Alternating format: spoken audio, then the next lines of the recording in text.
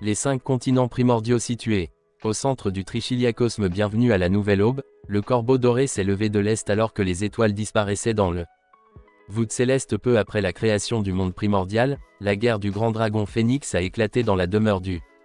Les immortels disparurent de la vue et seuls les chants magnifiques du haut des cieux restèrent audibles. Ces tribulations aidaient les autres à surmonter leurs tribulations et traverser ensemble la rivière des troubles en se moquant des humains. Se moquant des dieux et évitant les catastrophes sur les pics, les gens étaient assis dans la position du lotus et respiraient en synchronisation avec. Au rythme du monde, certains flottaient même dans le ciel, cela ressemblait à une image d'une montagne immortelle, tandis que dans l'ère actuelle de cultivateur, un nuage rapide a survolé un manoir, ne laissant rien d'autre qu'une ligne de lumière provenant du nuage.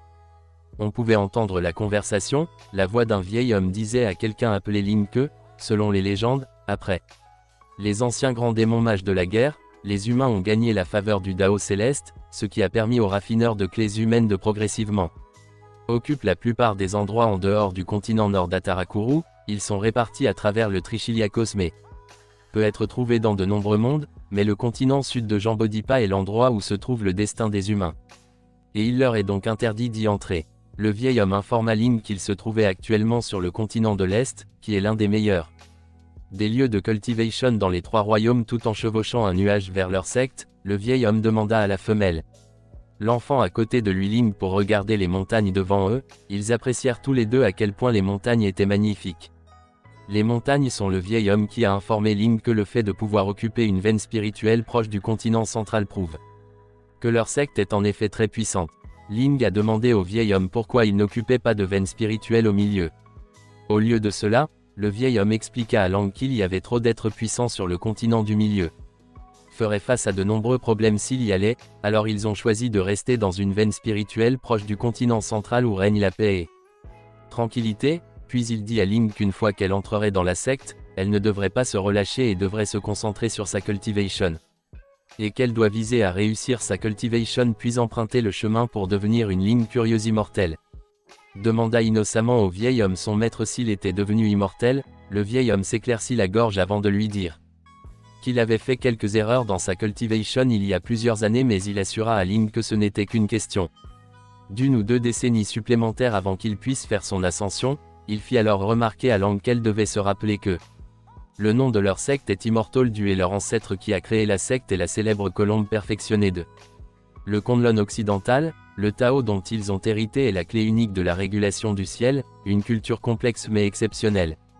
Technique pour atteindre l'immortalité après être descendu du nuage et en montant les escaliers. Le vieil homme a informé Lang que leur ligne de succession, y compris la Ying et lui-même, ne comptait que 3 personnes, même s'ils ont leur propre montagne dans la secte. Puisqu'ils n'étaient que 2 à cette époque, il était inévitable que Ling lui demande maître qui était la 3e personne. Le vieil homme a placé sa main sur son visage puis il a dit à Ling qu'elle avait un aîné frère au-dessus d'elle qui pourrait être considéré comme un pratiquant talentueux responsable de sa propre cultivation. Quand Ling remarqua l'étrangeté de ses actions, le vieil homme lui expliqua que son frère aîné avait des problèmes. Opinion peu orthodoxe et controversée, il a dit à Ling qu'elle pouvait demander à son frère aîné de l'aider dans sa cultivation. Mais elle ne doit jamais écouter sa morale sur la façon d'agir comme un humain. Ling a innocemment accepté en disant qu'elle comprit. Quelques instants plus tard, ils s'arrêtèrent devant une maison Niba après avoir entendu son maître que c'était leur petit Kyongpik. Ling a observé les arbres et les sommets des montagnes derrière la maison Niba. Elle ne pouvait s'empêcher de reconnaître la beauté de leur petit pic Kyong. Le vieil homme a frappé à la porte d'entrée de la maison NEPA et a demandé à quelqu'un nommé Chanshu pourquoi il ne sortait pas pour saluer sa sœur cadette. Après n'avoir pas obtenu de réponse, le vieil homme a ouvert la porte en pensant que Changsu se cachait dans la maison parce qu'il était timide, mais quand il a vu que Changi n'était pas à l'intérieur, il a trouvé ça bizarre parce que il était sûr d'avoir détecté l'aura de Changshu à l'intérieur de la maison. Il a scanné la maison et a trouvé une effigie en papier dessus. Vers le lit, le vieil homme réalisa que l'aura qu'il détectait provenait du journal de Changshu, effigie. Soudain, l'homme a détecté une odeur qui lui était familière. Il a immédiatement saisi la main de Ling. Le vieil homme détruit a reconnu que l'odeur qu'il avait détectée était produite par la poudre immortelle du jour de Changshu. Il s'est précipité hors de la maison entraînant Ling derrière lui, mais le vieil homme s'est rendu compte trop tard que l'ange avait déjà inhalé une dose de poudre d'AZ Immortal de Changshu. Se sentant très somnolent pour une raison quelconque, le vieil homme courut vers un lac, traînant toujours Ling derrière lui. Le vieil homme était si pressé et à cause de la poudre immortelle du jour qu'il avait inhalée, il tomba inévitablement sur une grosse pierre. Le vieil homme a à peine réussi à utiliser ses mains pour s'empêcher de tomber complètement, mais Lang n'a pas eu autant de chance qu'elle. Elle a simplement fermé les yeux alors qu'elle était traînée à genoux, impuissante.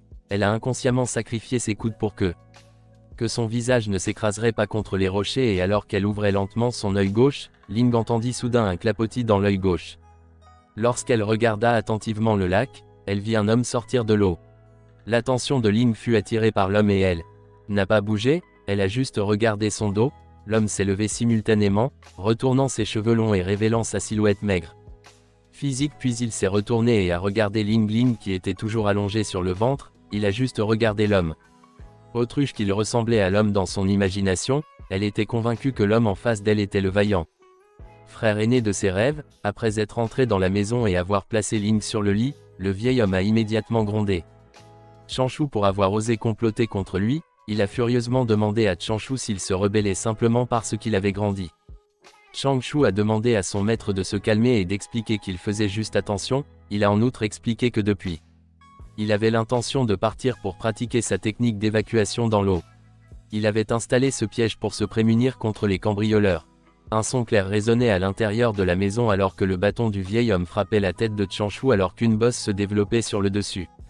La tête de Changshu, le vieil homme a continué à le harceler en lui posant des questions sur les cambrioleurs dont il parlait quand leur petit Kyung Pik pourrait presque changer son nom en petit pauvre Pik. Changshu dit à son maître que ce qu'il disait n'était pas c'est vrai et qu'il pouvait encore y avoir des dangers dans les montagnes de la secte. Il a estimé que leur petit Pik Kyung était faible et qu'ils n'avaient pas de soutien. Pourtant, ils avaient cette montagne pour eux, donc quelqu'un pourrait décider de comploter contre eux, mais il n'en était pas capable. Pour convaincre son maître, le vieil homme a rappelé à Changshu que leur secte avait ses règles et qu'une telle chose ne pouvait donc pas arriver. Tandis que le vieil homme et Changshu poursuivaient leur dispute, Ling qui était censée dormir la concentra. Réflexion sur Changshu. Elle était quelque peu déçue que son frère aîné s'appelle Changshu. Elle pensait que c'était juste un nom taoïste ordinaire, mais sa déception a disparu après avoir entendu ses frères aînés chaleureux et doux voix qui lui rappelaient sa mère, puis elle fut frustrée de réaliser qu'elle ne pouvait pas ouvrir les yeux et ne pouvait pas. Bougeant son corps, le vieil homme jeta son jeton vers Changshu et lui conseilla de se concentrer plutôt sur sa cultivation. De passer tout son temps à imaginer toutes ces choses bizarres. Dès que Changshu a reçu son gage, le vieil homme lui a demandé d'attendre que Ling se réveille et de l'amener au pic principal pour qu'elle soit enregistrée afin de récupérer son identité symbolique et de recevoir son allocation mensuelle. Le vieil homme était tellement irrité qu'il ne pouvait s'empêcher de dire que Changshu allait le mettre en colère à mort un jour. La façon dont il sortait de la maison montrait à quel point il était ennuyé. En sortant de la maison, il se demanda pourquoi il pensait toujours à des choses insensées alors qu'il devrait cultiver. Quand Changshu lui dit Maître dit allez doucement, son maître trébucha encore une fois. Changshu se gratta maladroitement la joue en réalisant que l'effet de la poudre immortelle du jour ne s'était pas encore dissipé. Finalement Ling réussit à ouvrir les yeux qu'elle regarda le dos de Changshu admirant sa grande stature. Après avoir évalué l'état de son maître, Changshu a déclaré que la base de cultivation du maître était endommagée et son âme n'était pas assez puissante. Changi avait peur que son maître ne survivrait pas à la tribulation céleste lors de son ascension immortelle. Ling n'avait aucune idée de ce dont Chang elle parlait lorsqu'elle vit Changshu marchant vers elle. Elle ferma rapidement les yeux pendant qu'il marchait vers Ling. Changshu se présenta à elle, puis l'informa qu'il allait atténuer les effets de la poudre immortelle du jour, pensant que Ling pourrait écouter. Changshu lui demanda de ne pas le faire. Le percevait comme un pervers. Changshu s'assit sur le lit puis il assura à Ling qu'il était un homme moralement honnête. Soudain, Changshu se demanda pourquoi il avait pris la peine de dire ces choses à Ling qu'elle venait juste de commencer à cultiver et Changshu pensait qu'elle ne serait pas capable de résister aux effets de la poudre. Pendant que Ling réfléchissait aux mots perverse et moralement honnête, elle avait l'impression que le langage des pratiquants était difficile à comprendre. Comprendre que l'admiration de Lang pour Changshu s'est approfondie à mesure qu'elle le considérait digne d'être un raffinement clé. Le cultivateur Changshu leva la main, émettant une lumière bleue de sa paume, puis il se rapprocha de Ling et plaça sa main paume sur son front, les yeux fermés. Ling ne pouvait pas voir ce que Chang elle faisait, elle sentait seulement que Changshu était la guérissant pendant qu'il atténuait les effets de la poudre immortelle du jour. Changshu pensa qu'il devrait utiliser l'occasion d'examiner l'âme de Ling. Changshu a exprimé sa satisfaction d'avoir découvert que l'âme de Ling était parfaitement compatible avec son corps et il n'a rien trouvé d'inhabituel en elle, il était donc peu probable que Ling ait. Changshu, possédé, a également découvert que Ling avait de bonnes aptitudes et qu'elle avait une étroite affinité avec l'eau et le bois. Cependant, Changshu ne savait pas quelle serait la personnalité de Ling, il ne pouvait en juger qu'à partir de l'apparence de Ling. Qu'elle deviendrait une belle femme depuis les temps anciens, les belles femmes ont souvent été la cause de conflits, alors Changshu a décidé d'éviter de tels karmas. Changi a retiré la couverture qui recouvrait le corps de Ling. Voulait également vérifier si elle abritait un semis de démons ou quelque chose de ce genre, il était déterminé à examiner minutieusement le lien pour éviter complications futures. Changshu caressa Ling de la tête à la poitrine. Ling ne put s'empêcher de rougir, elle commençait se sentir mal à l'aise. Lang a été mentalement choqué lorsque Changshu a commencé à retourner sa jupe puis à toucher ses jambes. Cependant, elle ne pouvait rien faire pour arrêter Changshu, elle a juste crié de résistance dans son esprit après avoir soigneusement vérifié. Changshu n'a trouvé aucun problème avec Ling, il a pu s'assurer qu'elle n'était pas possédée, il n'y avait pas de démon. Des semis plantés sur elle et elle n'est pas non plus sous l'influence d'un quelconque poison ou malédiction, mais il était convaincu que Ling a un talent pour la cultivation. Chang devrait essuyer la sueur sur son front et pousser un soupir de soulagement. Ling passait son contrôle d'entrée après avoir vérifié. Changshu doit préparer les cours de formation de Ling à l'avance, il espérait que Ling n'est-ce pas quelqu'un qui aime causer des ennuis pour ne pas encourir de problèmes inutiles. Karma. Changshu regarda le visage de Ling. Et puis il a dit qu'il pouvait comprendre d'une manière ou d'une autre pourquoi tant de gens étaient obsédés par les lolitas dans sa vie antérieure, il pense que personne ne peut le faire. Supporter la gentillesse de Ling pendant qu'elle réfléchissait à ce que signifient les mots humblement mignon et vie antérieure Ling. Inconsciemment, elle ouvrit les yeux en voyant que les yeux de Ling étaient ouverts. Changshu se sentit mal à l'aise, la maison devint silencieuse pendant un moment. Au moment où le visage de Changshu s'assombrit, il demanda à Ling si elle avait entendu tout ce qu'il venait de dire. Ling paniquait. Terrifié par la façon dont Changshu la regardait, Changshu demanda encore une fois à Ling. Ling dit d'abord qu'elle ne l'avait pas fait, mais elle l'a immédiatement repris et a admis qu'elle avait entendu ce que Changshu avait dit. Ling s'est assise en appelant nerveusement. Changshu, son frère aîné Changshu a juste regardé Ling pendant un moment, il a dit à Ling de le regarder puis il s'est rapproché d'eux pour qu'ils soient face à face. Chang, elle a ordonné à Ling de ne parler à personne de ce qu'il venait de dire. Ling qui était déjà pâle en bégayant dit oui. Changshu pinça la peau entre ses sourcils et réfléchit pendant un moment, il réfléchissait que sa plus grosse erreur serait les mots dans sa vie antérieure, il avait été extrêmement prudent au cours des 100 dernières années. Des années, il n'aurait jamais pensé que son secret serait révélé, juste comme ça, Changshu ne pouvait s'empêcher de jurer à voix haute, pensait-il. Qu'il avait gardé le secret dans son cœur trop longtemps, c'est pourquoi il n'a pas pu résister à l'envie d'en parler mais il retrouva rapidement son calme pensant qu'il avait encore la meilleure solution. Changshu se mordit la lèvre inférieure. Qu'il a appelé Ling, il avait juste besoin de tuer le témoin, de tuer Ling pour la faire taire quand elle a répondu à l'appel de Changshu. Ling semblait avoir des problèmes avec son taux d'oxygène dans son sang. La peau de son visage devenait bleutée alors que elle regarda Changshu la regardant dangereusement. Changshu soupira et posa sa main sur son front qu'il semblait avoir changé d'avis, il a simplement dit à Ling de n'en parler à personne. Ling a immédiatement promis qu'elle se souviendrait de ne pas le faire. Ling a volontiers accepté lorsque Changshu lui a fait remarquer qu'elle ne devait en parler à personne, y compris leur maître. Changshu exprima sa satisfaction puis il ordonna à Ling de prêter serment au nom du Céleste. Dao, Ling désemparé, a demandé à Changshu ce qu'était un serment au nom du Dao Céleste. Quelques instants plus tard, sous le doux la lumière du soleil, sous la direction ou plutôt sous la supervision de les Changshu, Ling commença à réciter le verset des 1000 longs mots, qui comprenait diverses situations possibles et diverses conditions préalables du Tao. Après avoir récité le Dao Wolf Ling, je me suis demandé si le serment de Dao était vraiment destiné à garder des secrets. Changshu et Ling sont sortis de la maison. Ling se sentait inévitablement étourdie après avoir récité 1000 longs versets, elle se massait la tête avec son petit main quand Chang qui lui tendit soudainement une pilule. Changshu dit à Lang que c'était une pilule de condensation clé, lui assura-t-il que la pilule ne contenait aucun poison et que ses effets médicaux étaient très doux donc ceux qui ne l'avaient pas commencé leur cultivation, Ils pouvaient l'utiliser pour restaurer leur énergie. Ling Fang Changshu et ont immédiatement mis la pilule dans sa bouche pendant que Ling appréciait. Le goût et l'effet de la pilule. Changshu lui tapota la tête tout en pensant que Ling était en effet très. Le mignon Changshu a dit à Lang qu'à l'avenir, une fois qu'elle serait devenue membre du petit Kyongpik, il lui amènerait. Pour la familiariser avec l'environnement, Ling a accepté avec enthousiasme que Shang-Chi lui disait qu'après les effets de l'odeur médicale se sont dissipés, il s'est soudainement arrêté et s'est raclé la gorge. Shang-Chi a changé ses mots et a dit à Lang qu'après que leur maître aurait terminé sa cultivation, il lui enseignerait une méthode de cultivation d'entrée de gamme. Il a mentionné que si elle avait des questions à ce sujet, elle devrait se sentir libre de le trouver après lui avoir fait part de ce qu'il voulait dire à Ling Changshu, lui a demandé de le suivre et l'a invité à jeter un œil aux poissons spirituels dans le lac.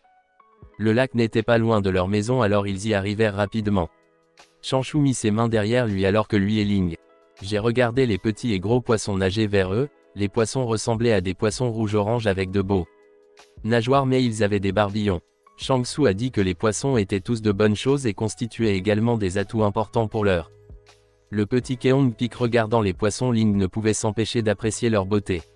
Shang-Chu a promis à Ling qu'une fois elle a cultivé son premier souffle de clé, il lui préparerait un buffet de poissons spirituels, puis Shang-Chu a informé Ling que les espèces de poissons spirituels étaient appelées têtes de serpent. Il a mentionné qu'ils n'étaient pas seulement délicieux, mais qu'ils pouvaient aussi être servis poêlés, puis à la vapeur, rôtis ou frits, ils pourraient même améliorer la qualité de l'énergie spirituelle qui les cultivateurs produisent pour la première fois après avoir entendu les paroles de Changshu. Ling avait l'air dérangé, elle a demandé à Changshu si ils allaient manger le poisson. Changshu répondit à la question de Ling par une autre question lui demandant clairement pourquoi. Sinon, il élèverait les poissons, il a sorti un papier plié et l'a ouvert, le papier contenait en fait de la nourriture pour poissons. Changshu a pris une petite quantité de nourriture pour poissons dans le papier et l'a jeté dans le lac, puis il a dit aux poissons de manger. Ling sourit et aimait regarder les poissons exposer leur tête hors de l'eau, apparemment excité à l'idée de manger la nourriture pour poissons. Changshu tendit la nourriture pour poissons à Lang et lui dit que si elle l'aimait, il laisserait manger le poisson à son Ling. Reçu avec enthousiasme la nourriture pour poissons, acceptant l'offre de Changshu et le remerciant même, Ling jeta la nourriture avec impatience. De la nourriture pour poissons dans le lac en alternant d'avant en arrière. Changshu ne pouvait s'empêcher de sourire longuement en nourrissant le poisson pendant. Lui, il aurait moins de tâches à accomplir, il pourrait consacrer plus de temps à la cultivation. Son plan a réussi après avoir nourri les poissons. Les Changshu a apporté un lien pour s'inscrire en tant que nouveau disciple et réclamer les objets pertinents. Lane remercie Changshu pour l'accompagnant. Changshu a dit à Lang qu'elle n'avait pas besoin de le remercier parce que c'est ce qu'un frère aîné devrait faire, il a souligné que depuis. À partir de ce moment-là, elle est une disciple du petit Kyongpik. Ling sourit joyeusement après avoir pris soin des affaires de Ling. Est immédiatement retourné à leur petit Pik Kyong dès leur retour. Changshu a commencé à cultiver sur lequel il se tenait. À la surface de l'eau, Shang qui se concentrait sur sa cultivation pendant que son maître donnait une conférence à Ling, les deux étaient marchant au bord du lac quand le vieil homme expliqua à Ling que la clé réside dans les artères et les veines du ciel et de la terre, c'est le souffle de tous les êtres vivants. Toutes les méthodes de cultivation commencent à qui Ling n'écoutait pas ce que son maître disait et sur quoi elle concentrait son attention. Changshu qui se tenait toujours à la surface de l'eau, se demandant ce que faisait son frère aîné, Ling le regarda. Changshu avec admiration mais Changshu semblait avoir fermé tous ses sens, il se tenait juste à la surface de l'eau. Les yeux fermés et concentrés sur la cultivation. Quelques instants plus tard, Changshu disparut soudainement. Ling dont les yeux étaient concentrés sur Changshu a immédiatement informé leur maître que Changshu avait disparu. Leur maître lui a dit calmement que Changshu était juste en pratiquant sa technique d'évasion dans l'eau. Le vieil homme a dit à Lang que Changshu s'intéressait à toutes sortes de choses. Les techniques d'évasion et la technique d'évasion de l'eau devraient être la 6e technique d'évasion dont dispose Changshu.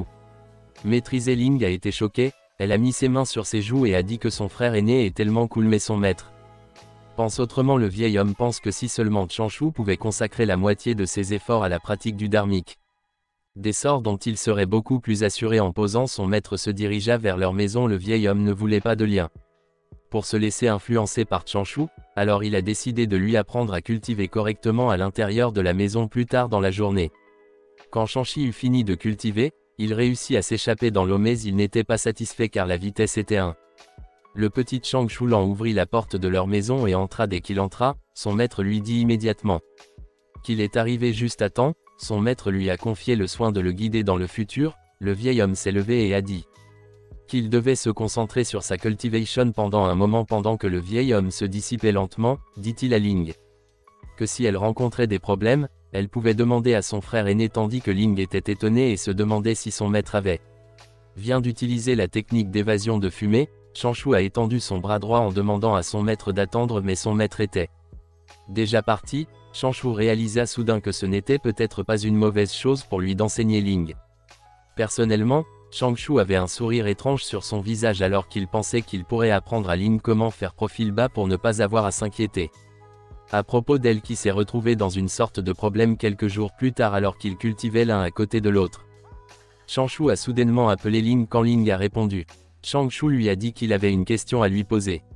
Changshu a dit que, hypothétiquement, la cultivation de Ling avait atteint le 9e stade du domaine de la formation de l'âme.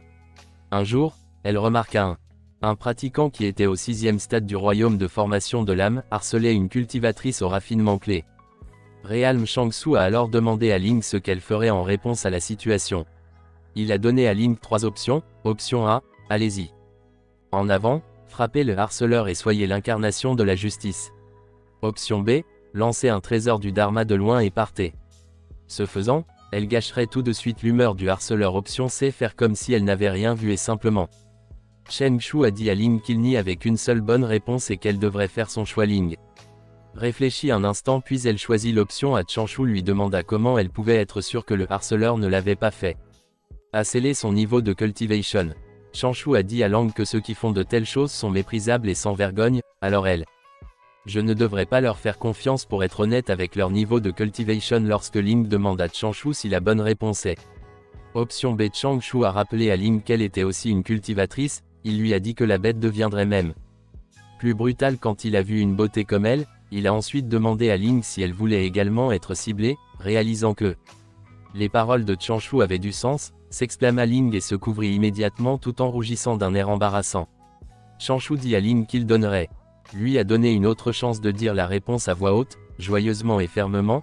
Alors dans un lien vocal fort, j'ai choisi de voir qu'elle ferait semblant qu'elle n'a rien vu et est partie tranquillement. 10 ans plus tard, une fille au très attrayant l'appelait son aîné frère. Voyant que Changshu ne répondait pas et était toujours allongé sur l'herbe, la fille se demanda si son frère aîné était encore endormi. Changshu ouvrit lentement les yeux puis, il s'exclama après avoir vu qui était devant lui. Il immédiatement a demandé à la fée qui elle était. La belle fille a demandé à Changshu s'il était devenu idiot à force de dormir, puis elle a dit lui qu'elle était Ling Shi et informe à Changshu que les gens avaient commencé à se rassembler au sommet principal et que si ils ne sont pas allés vite, ils seraient en retard. Le pic principal de l'immortel Deus Ex, le pic qui brise le ciel. Ce pic est situé au centre de la secte immortelle du c'est le sommet le plus majestueux et grandiose de toute la secte là.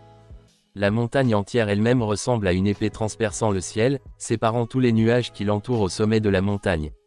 Le sommet est la résidence du chef de la secte et les aînés qui volent normalement sont interdits près du sommet et des disciples ne sont pas autorisés à entrer dans les 2 bâtiments. Ce jour-là, hors de la vue de la montagne à mi-hauteur, beaucoup des personnes rassemblées devant le bureau administratif du sexe qui est responsable des activités quotidiennes du sexe.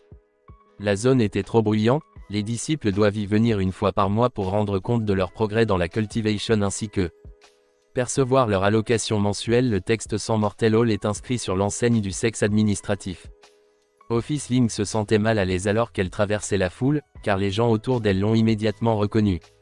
Qui elle était au niveau de cultivation qu'elle avait atteint, ils regardèrent le visage de Ling et commentèrent qu'elle devenait de plus en plus beau. Un homme de la foule prétendait avoir entendu parler des aptitudes exceptionnelles de Ling. Il informa la foule qu'elle avait rejoint leur secte il y a seulement 10 ans mais qu'elle avait déjà atteint la 8e étape du raffinement clé. L'homme a spéculé que sur la base de ses progrès, Ling était sur le point de percer bientôt dans le domaine de la formation de l'âme, mais le plus choquant la révélation pour la foule fut lorsque l'homme mentionna que même le grand ancien était intéressé à prendre Ling comme disciple. Une pratiquante a remarqué Changshu qui se tenait à côté de Ling et a demandé à l'homme à côté d'elle qui avait changé. C'est elle qui a expliqué que Changshu devrait être le frère aîné de Ling et a mentionné qu'il se classait parmi les 300 meilleurs disciples de la secte, à part qu'il n'avait pas vraiment l'impression de Changshu. Ling a tenté de s'approcher de Qiangshu mais s'est arrêté quand il leva 3 doigts indiquant leur règle. La règle numéro 1 était de maintenir une distance de 3 pieds entre dents. La règle numéro 2 devant Outsider était de s'abstenir de toute conversation inutile devant les autres, à moins que ce ne soit le cas. Important et ainsi de suite. Pendant que les grues volaient au-dessus du bureau administratif, des rayons de lumière remplissaient soudainement la zone Shanqi. Leva les yeux et constata que la source de lumière, les spectateurs virent une aile géante et entendirent un homme venant de cette direction expliquer que c'était la viande d'amorçage. Organisée par The Immortal du chèque pour leurs disciples tous les 5 ans, l'homme a exprimé son espoir que les disciples saisiraient l'opportunité d'explorer le monde extérieur et d'approfondir leur compréhension du Tao progressivement. Les gens ont commencé à discerner un homme avec un lotus à côté de lui. Continuant son annonce, il a révélé qu'il y avait 12 destinations parmi lesquelles choisir pour les disciples à différents stades. Il a également mentionné les 4 royaumes principaux que l'on avait à travers avant de devenir un raffinement clé immortel, formation d'âme, retour vide et acquittement de dos. Enfin, les gens pouvaient voir un homme avec un lotus des 2 côtés, assis les jambes croisées sur le dos d'une majestueuse grue géante. Était en fait le vice-chef de la secte exaltée Zhongyu. Il a dit aux disciples qu'il espérait qu'ils feraient de leur mieux. Lors de la rencontre d'amorçage avec Zhong, vous avez jeté un coup d'œil à l'homme à sa droite, Elder G. Il a demandé à Elder G de commencer l'amorçage. Viande l'aîné G a exécuté un salut de poing et de paume puis a respectueusement reconnu les instructions de Zhongyu. L'aîné G a fait face. Disciple, il a fait remarquer aux disciples qu'ils devraient tous se souvenir des règles sexuelles lorsqu'ils sortent et ne rien faire qui pourrait amener honte à la secte, puis il les informa que récemment il y avait eu des rapports d'attaque de démons sur la côte Est. Ocean Elder G a dit qu'il souhaitait que les disciples puissent vaincre ces démons et protéger leurs semblables. Elder G a demandé aux disciples qui se dirigeaient vers la côte de l'océan Est de tuer les démons pour se tenir à l'extrême gauche. Il a spécifiquement déclaré qu'il devait être au moins à la 6e étape du raffinement clé et qu'il serait récompensé en fonction du nombre de démons qu'il tuait.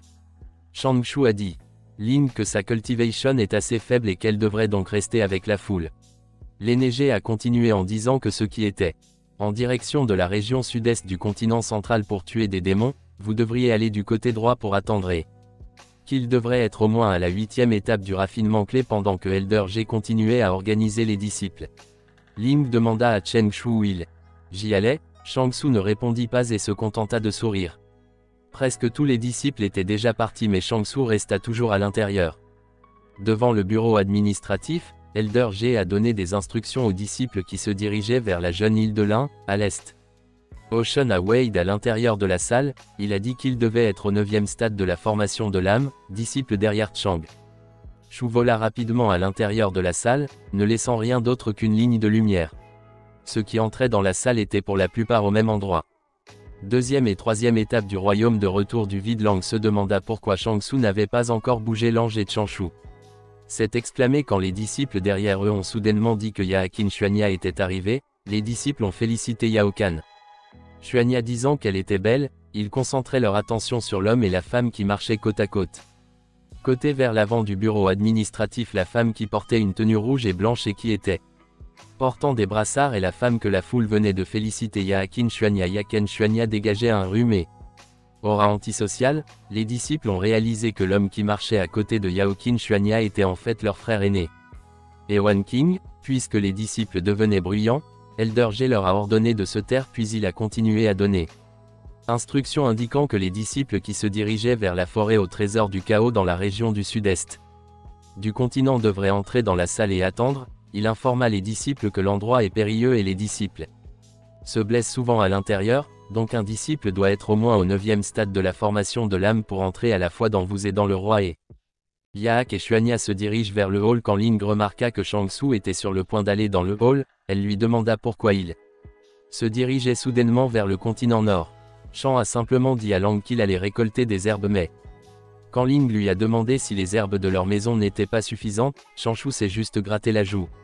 Ling a jeté un coup d'œil à Yaokan Xuanya tout en demandant à Changshu pourquoi il se rendait dans un endroit si dangereux avant que Changshu puisse répondre. L'aîné G a appelé Ling et lui a dit de se diriger rapidement dans sa salle d'attente et de ne pas retarder le moment propice pour partir. Ling reconnut les paroles de frère G, puis soupira alors qu'elle se dirigeait vers sa salle d'attente. Ling demanda à Changshu de prendre soin de lui puis elle l'appela un Le stupide frère aîné Shang-Su a souri à Ling et a dit qu'il verrait qu'ils étaient sur le point de partir. Shang-Chu a eu excité à l'idée de mettre la main sur l'herbe émancipatrice immortelle quelques instants plus tard à l'intérieur du hall de Shang-Chu. S'est retrouvé dans une situation délicate, les gens autour de lui le regardaient avec des expressions intriguées et se demandaient qui il. C'était alors même que Shang-Chu observait qu'un cultivateur mal murmurait à une cultivatrice que Shang-Chu n'était qu'au. La 9e étape de la formation de l'âme ne savait plus quoi faire ou sauver Shang-Su. Soudain, quelqu'un derrière lui l'appelait. Shang-Chu le junior du petit Kyong-pik, lorsque Shang-Chu tourna la tête, il vit une femme qui lui tapota l'épaulé. Lui a demandé ce qu'il faisait là et pourquoi il allait dans la forêt au trésor du chaos juste après être entré dans le 9e étape de la formation de l'âme. La femme s'est avérée être Juju du pic céleste. Elle a informé Shang-Chu que s'il voulait pour sortir, il devrait se diriger vers l'océan de l'Est pour combattre les démons des crevettes. Shang-Chu a levé le poing en s'adressant à Juju en tant que tante maître juif et lui expliqua qu'il devait rechercher une certaine herbe qui ne pouvait être trouvée que sur le continent nord.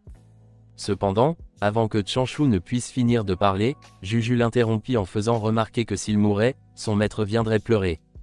À elle et cette seule pensée l'ennuyait. Juju lança un signe à Shang-Chu mentionnant qu'elle était en bons termes avec son maître et lui donnerait ainsi le gage.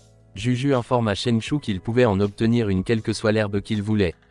Nécessaire du référentiel donc il n'avait pas besoin de s'aventurer dehors, elle a dit qu'il devait simplement le demander et il le facturerait sur son compte mensuel.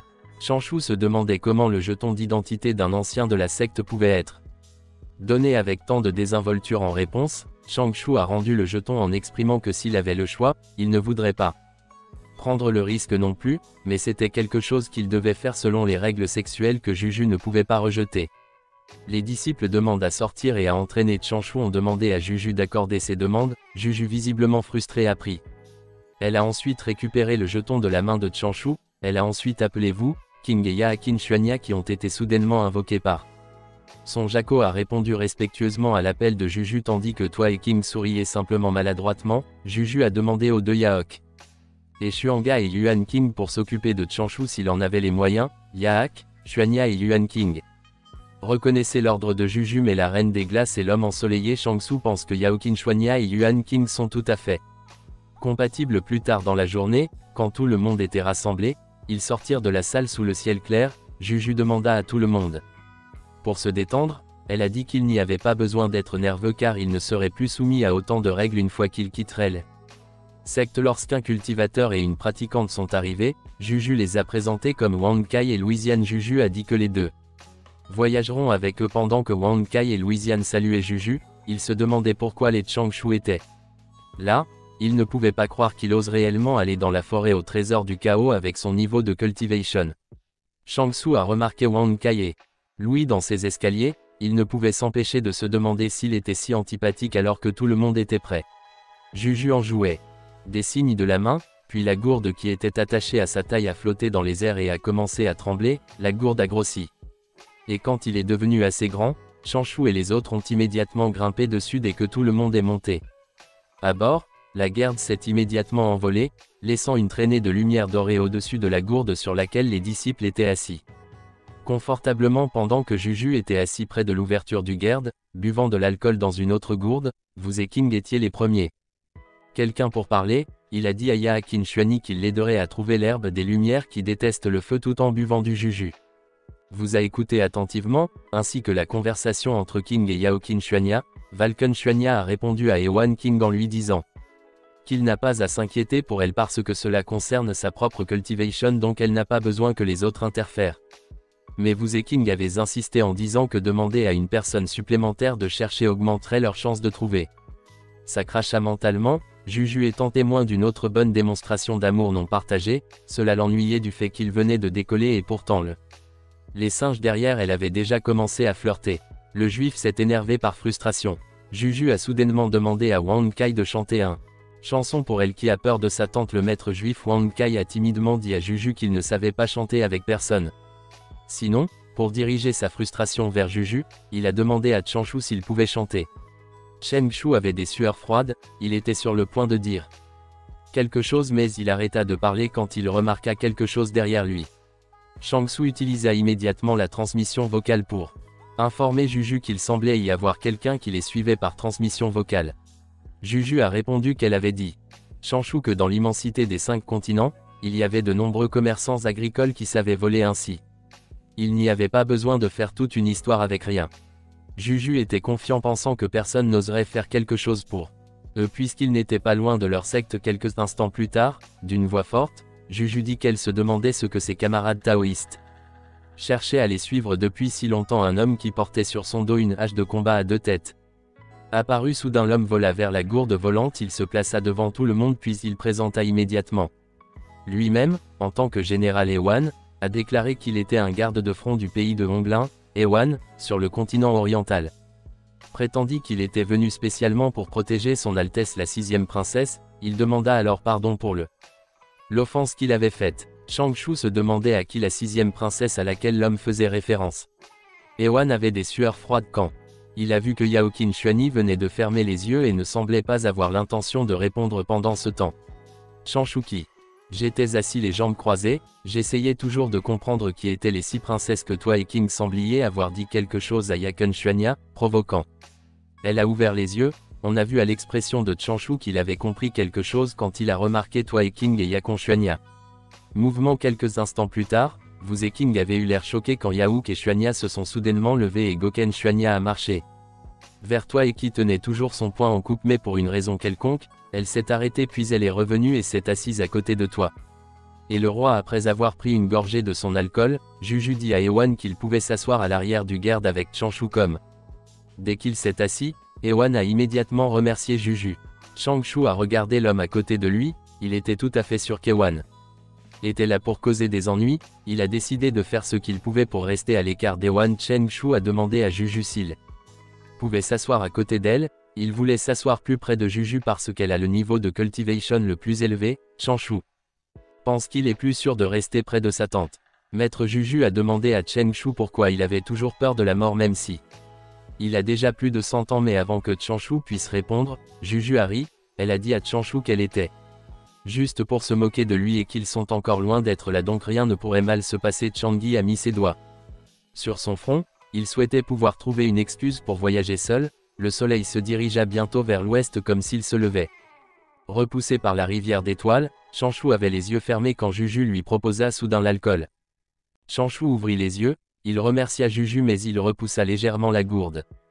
A dit à Juju qu'il n'aimait pas boire. Juju a dit à Changshu qu'il était une personne ennuyeuse puis elle lui a demandé si son maître est sur le point de monter. En réponse à la question de Juju, Changshu a dit que la tribulation de son maître devrait être d'environ 3 heures à 3 heures.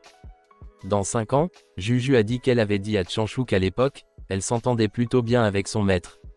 Le potentiel du maître de Changshu n'était pas mauvais, mais après qu'il ait été blessé, sa base Dao a souffert et il a toujours difficulté à rattraper. Juju a demandé à Changshu de ne pas mépriser son maître simplement parce qu'il n'était pas monté vers l'immortalité, mais Juju a dit à Changshu que la compréhension de son maître des techniques immortelles de Deus Ex Dao n'était pas pire que celui de l'immortel. Changshu, vieux de 1000 ans, a dit à Juju qu'elle s'inquiétait pour rien, il a dit que le maître avait toujours fait de son mieux pour leur apprendre, lui et sa sœur cadette, leur maître était comme leurs parents.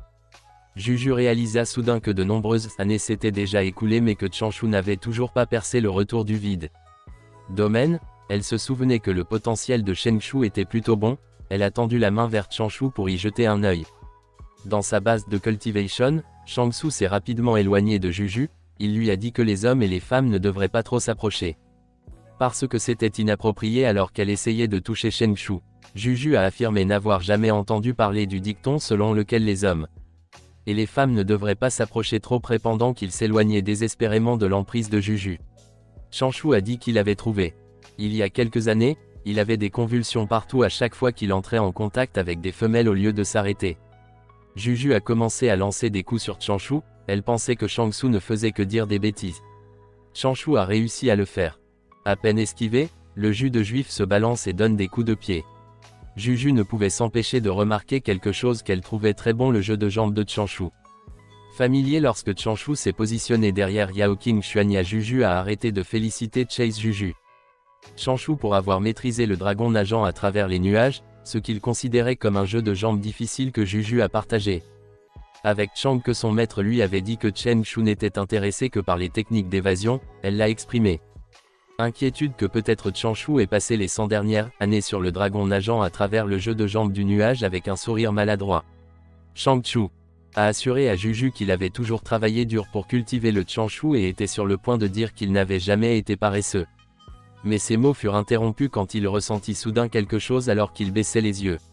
Changshu avait l'impression d'avoir été frappé par éclair. Il a été surpris de voir Yaoqin Xuanga lui piquer la cuisse. Chen Shu a maudit. Il ne pensait pas que Yaoqin Xuanya qui était censée être une reine des glaces ferait quelque chose comme ça. Il se souvint alors qu'il avait dit à Juju qu'il le ferait.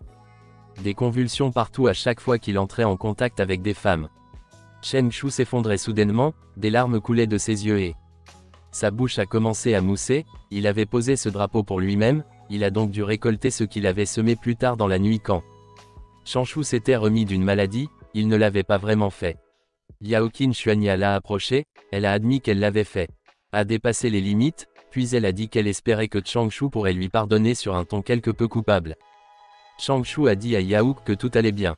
Juju a appelé Changshu, elle lui a dit que la maladie pourrait être un démon mental causé par le fait d'avoir été enfermé sur la montagne avec seulement son maître pendant si longtemps. Juju a réfléchi à la façon dont elle pourrait aider les Changshu à gérer ces démons mentaux afin qu'ils puissent à nouveau cultiver normalement, se demandant si combattre le poison par le poison pourrait résoudre le problème de Changshu. Juju pensa à utiliser la beauté des femmes 2 jours plus tard, alors qu'elle était presque à la hauteur. Leur destination, la Louisiane, a soudainement demandé à Juju pourquoi il y avait des points d'entrée sur le continent nord même si c'en était un des 4 continents. Elle se demandait si c'était parce que les miasmes s'y formaient naturellement sans qu'on vous le demande. Et King a dit que pour les pratiquants du royaume du retour du vide, il n'est pas difficile de résister aux miasmes du continent nord. A dit que les choses les plus gênantes sont les insectes venimeux, les herbes et les bêtes nées des miasmes qui sont extrêmement difficiles à gérer. Juju vous a dit, à vous et à King, qu'il n'avait pas répondu à la question. Elle a souligné que la Louisiane demandait pourquoi il y avait des points d'entrée. Ewan a pris la liberté de répondre. Il a dit que c'était à cause des démons. Il a expliqué que les humains se sont rassemblés sur le continent sud, laissant le continent nord à la race des mages. Dans les temps anciens, les saints coupaient les 4 pattes d'une tortue noire et les utilisaient pour soutenir le ciel en ruine. Ewan a dit que les pattes sont connues comme les piliers célestes. La tortue noire ressentait un profond ressentiment et c'est pourquoi elle a utilisé ses énormes pattes. Corps et des sorts puissants pour créer des miasmes sur le continent nord qui ne peuvent pas être dissipés à ce jour. Les miasmes ont donné naissance à de nombreux insectes et herbes venimeux. Ils sont également devenus un terrain fertile pour de nombreuses personnes. Fleurs étranges et bêtes féroces, même les immortels du ciel n'osent pas aller trop loin après le grand démon magie. Guerre, les restes de la race des mages s'y sont échappés et se sont rendus à l'extrême nord du continent nord qu'ils ont essayé. Difficile de survivre mais ils sont maintenant au bord de l'extinction, les démons qui nourrissaient une haine profondément enracinée envers la race des mages ainsi que les démons qui avaient été chassés par les cultivateurs humains se sont tous rassemblés sur le. Après un certain temps, le continent nord est devenu le territoire de nombreux démons puissants en écoutant les paroles d'Ewan. Toi et le roi Yaoqin Xuanya Wang Kai et la Louisiane avaient inévitablement eu peur. Juju a demandé à tout le monde de regarder les montagnes autour d'eux. Elle leur a dit que personne ne sait combien de vieux démons s'y cachent en attendant une opportunité de dévorer de jeunes cultivateurs comme eux. Changshu sourit maladroitement. Il savait que la raison pour laquelle Juju ne se retenait pas et les effrayer était d'augmenter leur vigilance. Juju dit alors que la ville en dessous d'eux est l'une des portes d'entrée. Montrant le continent nord, elle a dit à tout le monde qu'ils devraient en profiter pour acheter des produits anti-miasmes, des talismans et des pilules détoxifiantes dès qu'ils ont atterri. Wang Kai et Luyan sont jumelés pour aller regarder autour de vous et King, accompagné de Yaoqin Xuanya disant qu'il connaît quelques types de pilules détoxifiantes qui sont très efficaces. Changshu a été laissé seul appuyé contre un mur. Juju a offert une pochette à Changshua. Elle a dit qu'elle savait que le maître de Changshu ne l'avait pas fait. J'ai beaucoup à lui donner. Elle a dit à Changshu de prendre la pochette et d'aller acheter quelque chose. Elle a dit qu'un homme adulte comme Chang, qui devrait apprendre à se débrouiller seul. Changshu a pris la pochette avec gratitude plus tard dans la journée alors qu'il était en itinérance. Dans la ville, il était confus lorsque Yaoqin Xuga l'a soudainement appelé Yaoqin Xuanga, a mis 2 flacons de pilules. Certains talus palmes disent que ces choses sont pour lui. Changshu regarda les choses sur sa paume, il ne pouvait s'empêcher de le faire. Demander à Yaoqin Xunya pourquoi elle lui donnait soudainement des choses. L'Halcon Xuenya a demandé à Changshu de considérer cela comme un cadeau d'excuse. Elle a dit que ce qui s'était passé avant était son erreur lorsque Jacoania s'est éloigné mentalement du côté Shangsu Yaoqin. Les actions de Xuenya lui ont fait penser qu'elle n'était pas vraiment à la hauteur de son nom de déesse de la glace après avoir acheté ce qu'ils avaient acheté. En cas de besoin, ils se regroupèrent immédiatement et se dirigèrent vers le chaos de Treasure Mountain si l'on devait parcourir environ 150 km. Vers le nord de la ville, ils arriveraient aux limites des miasmes qu'était la région. Où les disciples du Duchek immortel s'entraîneraient avant de commencer le procès, Juju informa tout le monde, dit-elle. Que selon les règles, l'entraînement durera 20 jours, le chronomètre démarre à partir du moment où ils entrent dans le chaos. Forêt au trésor s'ils sortent d'eux-mêmes avant la fin des 20 jours, cela sera considéré comme un échec au testé. Il y aura une punition à leur retour dans la secte. Juju a dit à tout le monde que la punition n'était en réalité qu'une punition. Déduction de leur allocation mensuelle ou quelque chose qu'elle a souligné qu'ils devraient partir immédiatement une fois qu'ils auront couru. En danger en disant que leur survie est toujours la chose la plus importante. Juju a dit qu'elle les attendrait tous. Dehors puisque cette expédition était censée les pousser au-delà de leurs limites, elle ne peut pas les suivre et les protéger. Tout le temps, Changshu jetait un coup d'œil à Ewan puis Juju regardait Ewan, elle lui disait d'attendre dehors aussi. Ewan demanda à Juju de laisser. Lui suivit les disciples en disant qu'il était venu avec l'ordre de protéger la 6e princesse pendant qu'Ewan parlait de Changshu. Je l'ai regardé et je l'ai observé. Changshu a l'impression qu'Ewan est un peu louche. Ewan a souri et s'est gratté la tête quand Juju lui dit que leur but était de former les disciples et que s'ils voulaient la protéger tout le temps, il y aurait que leur venue là-bas n'ait aucun sens. Juju vous laisse choisir s'il allait rester là-bas ou si elle l'attacherait. Soudain, King et vous avez rejoint la conversation qu'il vous avait demandé et de suivre les instructions de Juju et d'attendre dehors. Vous a assuré et qu'il protégerait Yaoqin Xuanyu avec sa vie. Shangsu qui avait observé Yuan est devenu certain qu'il se passait quelque chose de louche entre Yuan et Ewan King. Tu lui as raclé la gorge puis elle a dit à tout le monde que elle leur donnerait 2 rappels, le premier est de s'entraider lorsqu'il entre à l'intérieur et d'éviter de continuer les leurs. Elle vous a alors demandé, à vous, à King et à Yaoqin Xuanya, qui avaient les plus hautes cultivations, de veiller sur les autres. La seconde est de ne pas pousser leur chance alors qu'elle passait devant Changshu. Elle a spécifiquement dit qu'ils ne devraient pas risquer leur vie pour chercher des herbes. Elle s'est arrêtée devant Yaoqin Xuanya puis elle a dit que les herbes normalement précieuses seraient gardées par des bêtes féroces. Ces bêtes féroces ne sont pas stupides et les cultivateurs comme eux sont la meilleure nourriture qu'ils puissent obtenir. Juju pince à la joue de Yaoqin Xuanya tout en lui disant que la bête spécialement avoir envie de viande tendre et de qualité supérieure comme la sienne, l'Halcon Xuanya ne pouvait s'empêcher de demander à Juju de maintenir sa dignité. Quand Juju n'a pas arrêté de lui pincer la joue, Juju a apprécié la douceur de la joue de Yaoqin Xuanya, puis elle l'a dit à Yaoqin Xuanya qu'elle l'enviait vraiment. Juju a dit qu'elle aimerait aussi que quelqu'un la suive derrière elle et l'appelle Junior. Sœur Juju toute la journée, Juju a donné un pendentif à Yaoqin Xuang et lui a dit que c'était une communication à Jade qu'elle avait demandé qu'elle le brise au cas où elle aurait besoin d'aide ou rencontrerait des problèmes. Juju a dit qu'elle se précipiterait pour aider dès que possible. Comme Yaoqin Suga a cassé le pendentif mais en utilisant la communication Jade signifiait un échec automatique alors quand elle est revenue, la secte déduirait son allocation mensuelle, ce qui n'est pas grave. Après avoir dit tout ce qu'elle avait à dire, Juju a laissé partir les disciples puis elle leur a dit de faire attention et de ne pas mourir dans la forêt au trésor du chaos. Tout le monde a commencé à marchant vers la forêt chaotique au trésor, à l'exception de Changshu. Il a d'abord mis un talisman repoussant le miasme sur sa robe. Puis un autre sur la chemise intérieure, un sur le pantalon et un autre derrière le col. Pendant que Changshu mettait un autre talisman repoussant le miasme sur sa robe, Juju serra les poings car elle avait déjà perdu son sang-froid. Elle donna un coup de pied à Changshu. Elle s'est mise en colère parce que Changshu était si prudent, et elle pensait qu'elle était son but en venant là-bas. À cause de cela, elle a rappelé à Changshu de suivre les autres de près. Changshu s'est excusé puis il a dit à Juju de faire attention. Changshu s'est dirigé vers la forêt au trésor chaotique tout en soulageant la douleur dans son dos, et quand il s'est éloigné, il a murmuré quelque chose qu'il a en fait envoyé une transmission vocale à Juju, lui disant que les intentions d'Ewan sont inconnues, elle ne devrait donc pas lui faire confiance facilement. Quelques instants plus tard, à l'intérieur du forêt au trésor chaotique, Wang Ge a dit à Changshu qu'il pouvait venir avec lui, en lui disant qu'il était juste là pour tenter sa chance et qu'il ne cherchait rien de particulier. Et a dit qu'il ne devrait pas déranger Yuan King et les autres. Changshu a accepté avec désinvolture. En marchant, Changshu pensait que le niveau de danger de la forêt au trésor chaotique est plutôt faible, mais les herbes ont également presque été effacées à cause de cela, et l'herbe qu'il cherche ne se trouve même pas dans cette forêt, et qu'il doit toujours aller plus loin.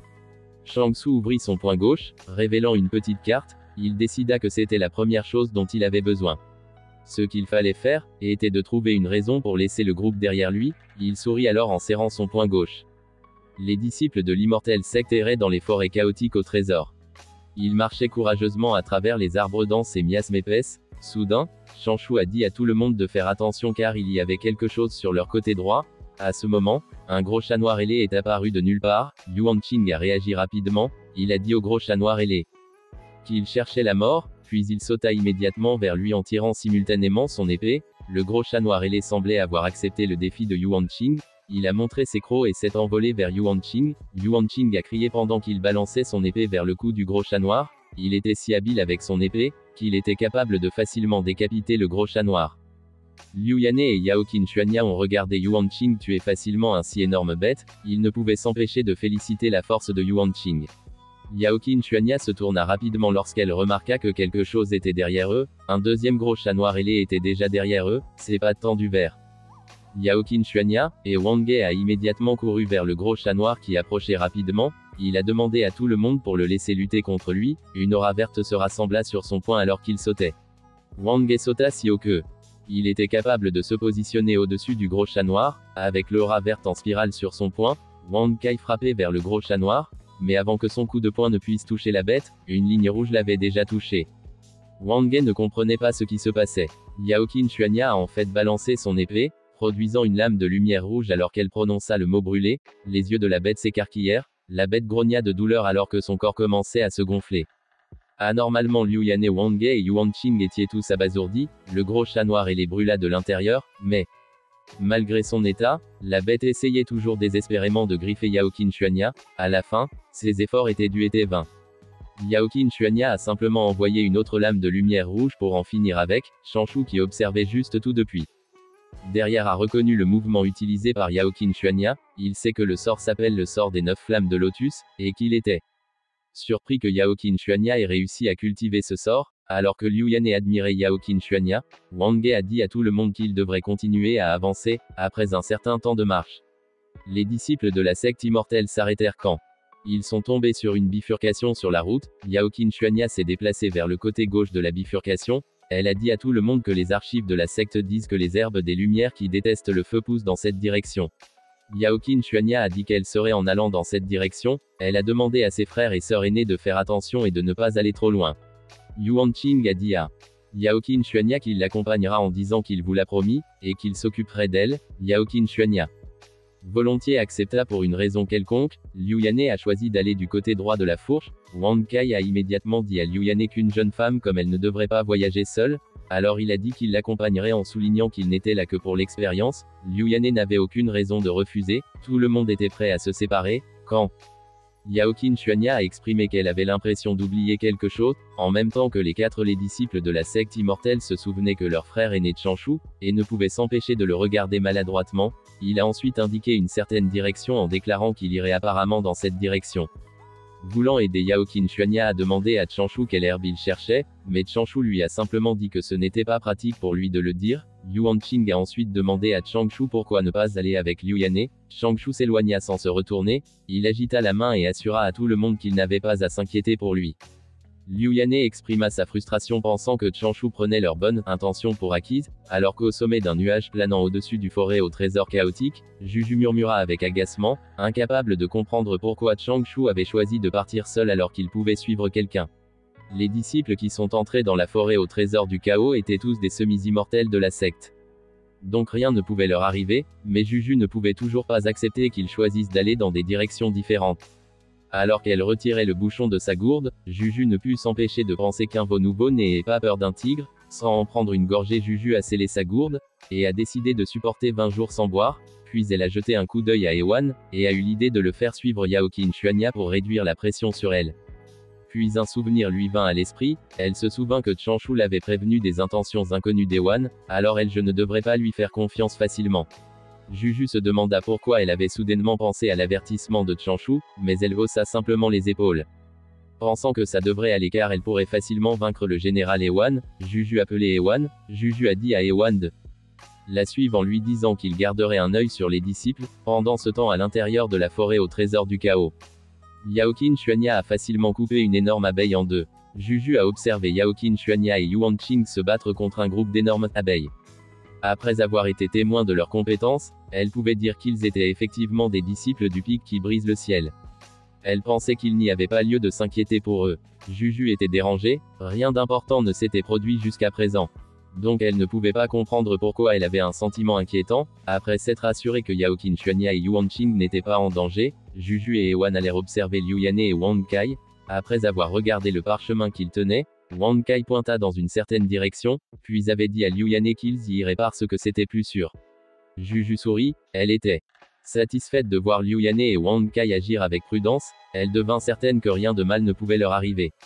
Elle décida d'aller observer Changshu, la seule personne qu'elle n'avait pas encore vérifiée, mais lorsqu'elle scruta la zone où Changshu est parti, il était déjà parti, Juju a regardé autour d'elle, elle se demandait si Changshu avait déjà été déchiré par des bêtes venimeuses, ou avait été avalé entier par un démon.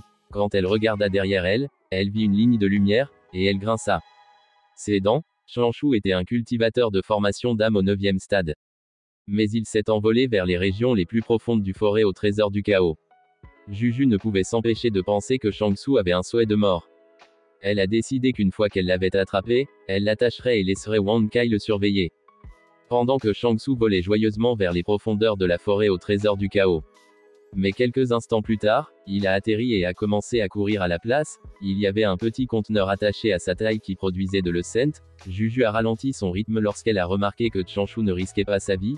Il a plutôt utilisé son dragon nageant à travers les nuages pour voyager. Il a même été capable de maximiser tout de sa cultivation, et puis soudain Juju sentit quelque chose, ses yeux s'écarquillèrent lorsqu'elle réalisa que c'était la salive du jeune dragon cramoisi venimeux. La salive d'un jeune dragon cramoisi venimeux n'est pas rare, mais elle est quand même assez chère. Juju se demandait où Changshu l'avait obtenue. Le jeune dragon cramoisi vivait à l'origine dans la mer du Nord, et adorait manger des démons, des bêtes venimeuses et des êtres vivants ordinaires, mais ils étaient trop violents et menaient des massacres partout, donc la race des dragons les a purgés. Avec la salive du dragon, les bêtes et les insectes les plus venimeux ne feraient pas oser s'approcher de lui. Juju comprit enfin pourquoi Changshu osait aller plus loin, étant donné à quel point il était bien préparé et déterminé, que Changshu était. Juju se demandait inévitablement quelle herbe Changshu cherchait. Ewan suggéra à Juju qu'elle devrait juste demander directement à Changshu. Juju a dit qu'elle n'avait pas besoin de faire ça, parce que Changshu deviendrait un bon à rien même après avoir accédé à l'immortalité, s'il savait qu'il s'entraîne sous la protection d'un immortel. Juju a dit à Ewan qu'il devrait aller voir comment allait sa princesse. Elle lui a fait remarquer qu'il ne devrait pas dire aux autres qu'elle est partiale avec son travail. Ewan n'a pas suivi Juju immédiatement. Il est resté immobile un moment, puis un insecte s'est envolé de lui. Ewan ricana en regardant dans la direction de Changshu. L'insecte vola vers et suivit Changshu. Soudain, Changshu a arrêté de courir. Il s'est ensuite retourné et a scanné la zone derrière lui. Changshu était alarmé parce que il avait l'impression que quelqu'un le surveillait. Au début, il se demandait si c'était juste Juju, mais il réalisa immédiatement que ça ne devrait pas être Juju, puisqu'il pouvait ressentir une intention malveillante. Changshu a arrêté de deviner qui l'observant, et a décidé de s'enfuir d'abord. Il a exécuté quelques signes de la main tout en marmonnant quelque chose, puis il a étendu son bras droit avec deux de ses doigts pointés vers le bas, après avoir utilisé la technique des 5 éléments Earth Escape. La circulaire Golden Glow est apparue sur le sol qu'il pointait, et a immédiatement sauté sur la Golden Glow circulaire. Le pied de Changshu semblait avoir été avalé par celui-ci, on aurait dit qu'il marchait sur du sable en train de couler.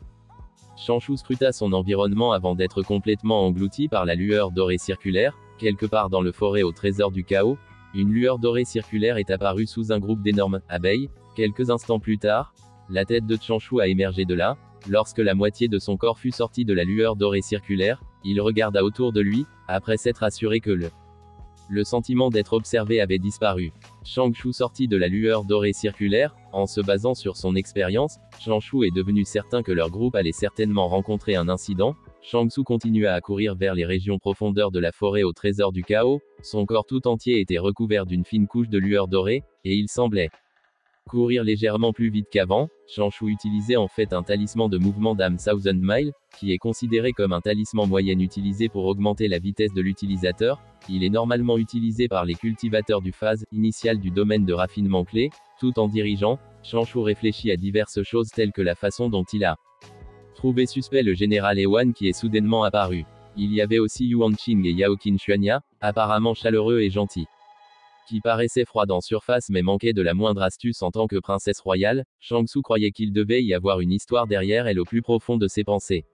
Chanshu augmenta sa vitesse, il pensait que la personne derrière tout devait penser qu'il n'y avait aucun défaut dans son plan. Cependant, au lieu d'aller à la secte immortelle et d'empêcher directement Yaoqin Xuanya de quitter Ewan, il a choisi de le faire soudainement. Apparu de nulle part. Changshu pensait que c'était illogique, mais il haussa les épaules en pensant que ça n'avait rien à voir avec lui. Changshu se dit que s'il avait le choix, il ne viendrait pas dans un endroit aussi dangereux et ruiner son projet de vivre sur la montagne jusqu'à ce qu'il meure de vieillesse, mais il devait le faire pour son maître, donc il avait besoin de rester concentré parce qu'il n'avait pas le temps d'être sombre. À voix haute, Changshu a déclaré qu'il éviterait le karma, éviter les ennuis et ne s'impliquerait jamais dans les affaires des autres. 2 jours plus tard, l'insecte avait trouvé Changshu. Changshu jeta un coup d'œil derrière lui et sentit une fois de plus qu'il était observé. Changshu utilisa secrètement une trésor, la toile d'araignée de l'araignée à 3 têtes. L'araignée peut transmettre des images à l'utilisateur. Changshu ferma les yeux pour pouvoir se concentrer sur les images transmises par l'araignée à travers le trésor. Il vit un homme. Après lui, Changshu pensait que l'autre partie devrait être dans la 6e ou la 7e étape du retour du vide, mais pouvait également cacher son véritable niveau de cultivation. L'homme ne volait pas, alors Changshu pensait que les chances qu'il soit un immortel devraient être faibles, et il devrait être prudent de le considérer comme un cultivateur de 6e étape de Dao. Changshu a cherché un endroit approprié pour affronter l'homme. Quelques instants plus tard, il a trouvé un espace ouvert, et a immédiatement scandé un épelé disant que le cycle des 5 éléments a de la valeur dans la métamorphose dans la communauté. Il n'y a pas d'obstacle, la terre reste au centre. Après avoir chanté le sort, il a rapidement sorti 2 papiers découpés en forme d'homme.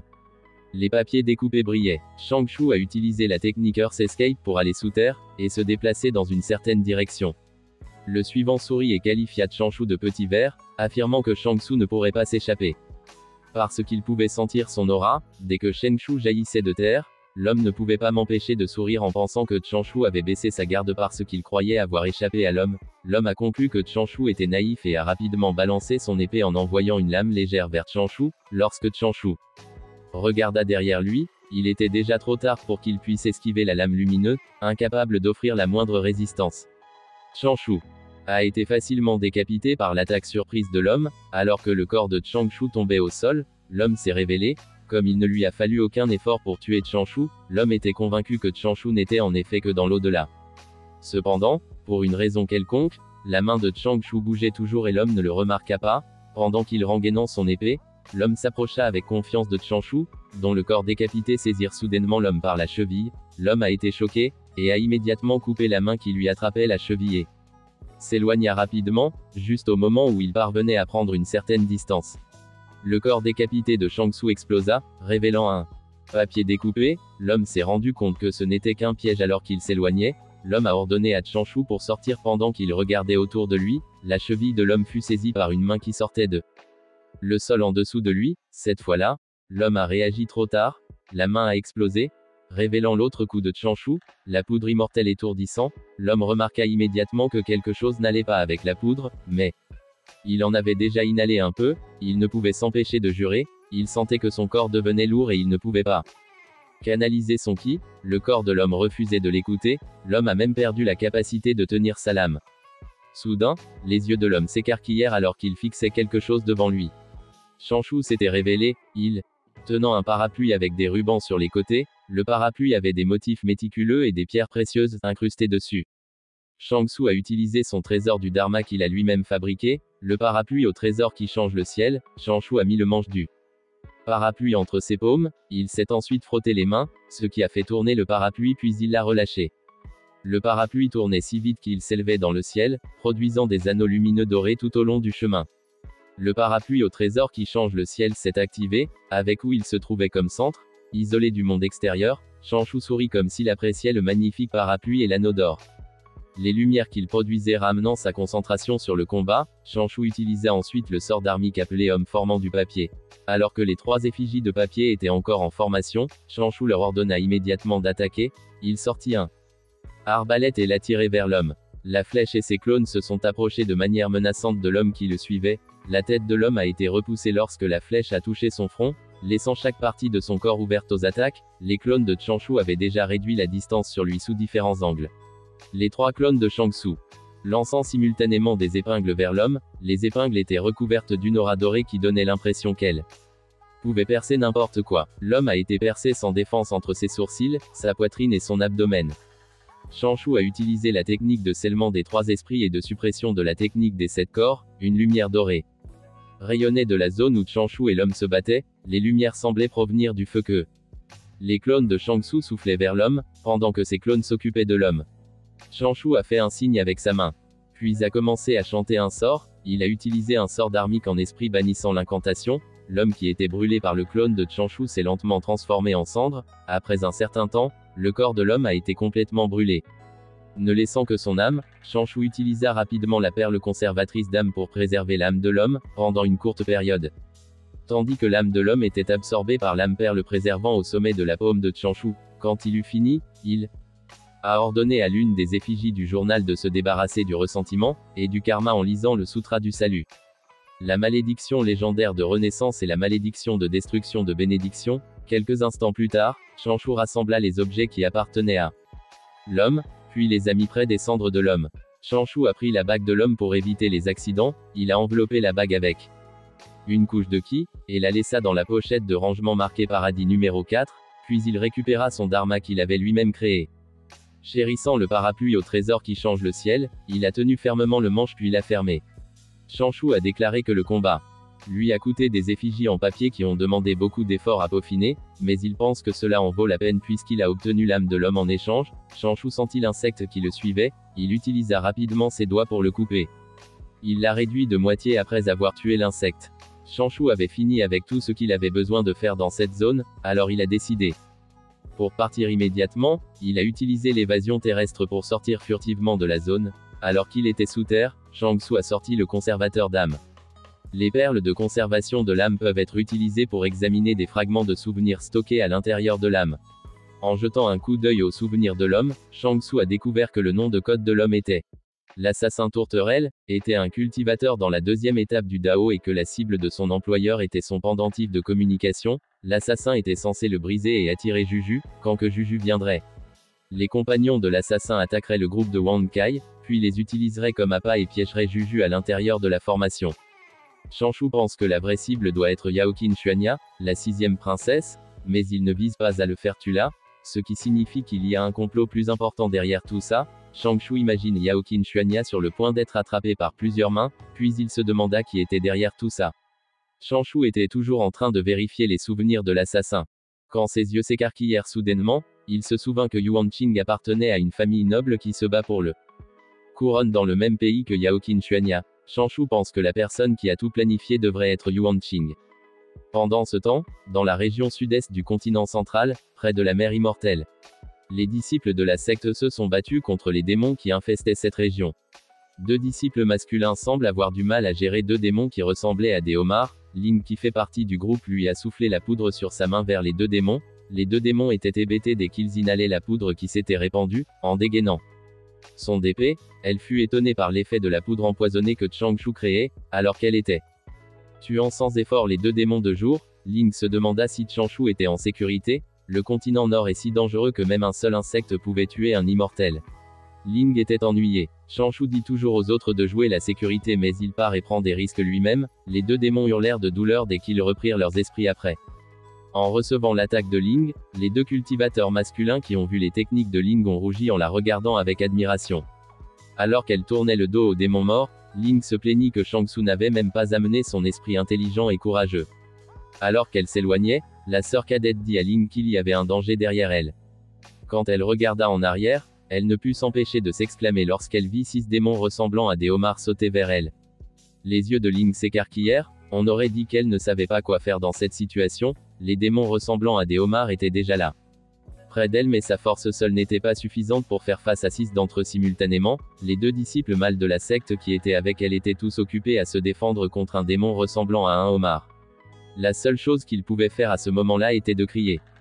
Non-Ling pensa soudain à Changshu. Elle se souvint que Shang-Su lui avait donné une bouteille en disant que si jamais elle s'est retrouvée entourée d'ennemis, elle devrait prendre la bouteille et leur lancer. Ling n'y a pas réfléchi à 2 fois. Elle s'est dépêchée, a sorti la bouteille que Changshu lui avait donnée, et l'a lancée vers le 6e démon ressemblant à un homard au-dessus d'elle. Lorsque la bouteille a heurté un démon ressemblant à un homard, elle a immédiatement explosé, libérant de la fumée qui a recouvert les 6 démons ressemblant à un homard.